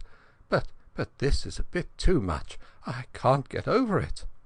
"How Nelly will chuckle," said the plump man. "She always said that you would die of boredom because nothing ever happened to you, and now you've got it thick and strong." And he began to laugh very pleasantly. "By Jove, yes, just think of it. What a story to tell at the club. Really, Mr. Hannay, I suppose I should be angry to show my innocence, but it's too funny. I almost forgive you the fright you gave me. You looked so glum I thought I might have been walking in my sleep and killing people." It couldn't be acting. It was too confoundedly genuine. My heart went into my boots, and my first impulse was to apologize and clear out. But I told myself I must see it through, even though I was to be the laughing stock of Britain. The light from the dinner-table candlesticks was not very good, and to cover my confusion I got up, walked to the door and switched on the electric light. The sudden glare made them blink, and I stood scanning the three faces. Well, I made nothing of it. One was old and bald, one was stout, one was dark and thin. There was nothing in their appearance to prevent them being the three who had hunted me in Scotland, but there was nothing to identify them. I simply can't explain why I, who, as a roadman, had looked into two pairs of eyes, and as Ned Ainsley into another pair, why I, who have a good memory and reasonable powers of observation, could find no satisfaction. They seemed exactly what they professed to be, and I could not have sworn to one of them. There in that pleasant dining-room, with etchings on the walls, and a picture of an old lady in a bib above the mantelpiece, I could see nothing to connect them with the moorland desperadoes. There was a silver cigarette-box beside me, and I saw that it had been won by Percival Appleton, Esquire, of the St. Bede's Club, in a golf tournament. I had to keep firm hold of Peter Pinar to prevent myself from bolting out of that house. "Well," said the old man politely, "are you reassured by your scrutiny, sir? I hope you'll find it consistent with your duty to drop this ridiculous business. I make no complaint, but you see how annoying it must be to respectable people." I shook my head. "Oh, Lord," said the young man, "this is a bit too thick." "Do you propose to march us off to the police station?" asked the plump one. "That might be the best way of it, but I suppose you won't be content with the local branch. I have the right to ask to see your warrant, but I don't wish to cast any aspersions upon you. You're only doing your duty, but you'll admit it's horribly awkward. What do you propose to do?" There was nothing to do except to call in my men and have them arrested, or to confess my blunder and clear out. I felt mesmerized by the whole place, by the air of obvious innocence. Not innocence merely, but frank, honest bewilderment and concern in the three faces. "Oh, Peter Pinar," I groaned inwardly, and for a moment I was near damning myself for a fool and asking their pardon. "Meanwhile, I vote we have a game of bridge," said the plump one. "It will give Mr. Hannay time to think over things, and you know we have been wanting a fourth player. Do you play, sir?" I accepted as if it had been an ordinary invitation at the club. The whole business had mesmerized me. We went into the smoking room, where a card table was set out, and I was offered things to smoke and drink. I took my place at the table in a kind of dream. The window was open, and the moon was flooding the cliffs and sea with a great tide of yellow light. There was moonshine too in my head. The three had recovered their composure and were talking easily, just the kind of slangy talk you will hear in any golf clubhouse. I must have cut a rum figure sitting there knitting my brows with my eyes wandering. My partner was the young dark one. I play a fair hand at bridge, but I must have been rank bad that night. They saw they had got me puzzled, and that put them more than ever at their ease. I kept looking at their faces, but they conveyed nothing to me. It was not that they looked different, they were different. I clung desperately to the words of Peter Pienaar. Then something awoke me. The old man laid down his hand to light a cigar. He didn't pick it up at once, but sat back for a moment in his chair, with his fingers tapping on his knees. It was the moment I remembered when I had stood before him in the moorland farm with the pistols of his servants behind me. A little thing lasting only a second, and the odds were 1,000 to 1 that I might have had my eyes on my cards at the time and missed it. But I didn't, and in a flash the air seemed to clear. Some shadow lifted from my brain, and I was looking at the three men with full and absolute recognition. The clock on the mantelpiece struck 10 o'clock. The three faces seemed to change before my eyes and reveal their secrets. The young one was the murderer. Now I saw cruelty and ruthlessness where before I had seen only good humour. His knife, I made certain, had skewered Scudder to the floor. His kind had put the bullet in Karolides. The plump man's features seemed to slim and form again as I looked at them. He hadn't a face, only 100 masks that he could assume when he pleased. That chap must have been a superb actor. Perhaps he had been Lord Alloa of the night before. Perhaps not. It didn't matter. I wondered if he was the fellow who had first tracked Scudder and left his card on him. Scudder had said he lisped, and I can imagine how the adoption of a lisp might add terror. But the old man was the pick of the lot. He was sheer brain, icy, cool, calculating, as ruthless as a steam hammer. Now that my eyes were opened, I wondered where I had seen the benevolence. His jaw was like chilled steel. His eyes had the inhuman luminosity of a bird's. I went on playing, and every second a greater hate welled up in my heart. It almost choked me, and I couldn't answer when my partner spoke. Only a little longer could I endure their company. "Bob, look at the time," said the old man. "You'd better think about catching your train. Bob's got to go to town tonight," he added, turning to me. The voice rang now as false as hell. I looked at the clock, and it was nearly 10:30. "I'm afraid you must put off your journey," I said. "Oh, damn," said the young man. "I thought you'd drop that rot. I've simply got to go. You can have my address, and I'll give you any security you like." "No," I said. "You must stay." At that I think they must have realized that the game was desperate. Their only chance had been to convince me that I was playing the fool, and that had failed. But the old man spoke again. "I'll go bail for my nephew. That ought to content you, Mr. Hannay." Was it fancy, or did I detect some halt in the smoothness of that voice? There must have been, for as I glanced at him, his eyelids fell in that hawk-like hood which fear had stamped on my memory. I blew my whistle. In an instant the lights were out. A pair of strong arms gripped me round the waist, covering the pockets in which I might be expected to carry a pistol. "Schnell, Franz!" cried a voice. "Der Boot! Der Boot!" As it spoke I saw two of my fellows emerge in the moonlit lawn. The young dark man leapt for the window, was through it and over the low fence before a hand could touch him. I grappled the old chap, and the room seemed to fill with figures. I saw the plump one collared, but my eyes were all for the out of doors, where Franz sped on over the road towards the railed entrance to the beach stairs. One man followed him, but he had no chance. The gate locked behind the fugitive, and I stood staring with my hands on the old boy's throat, for such a time as a man might take to descend those steps to the sea. Suddenly my prisoner broke from me and flung himself on the wall. There was a click as if a lever had been pulled.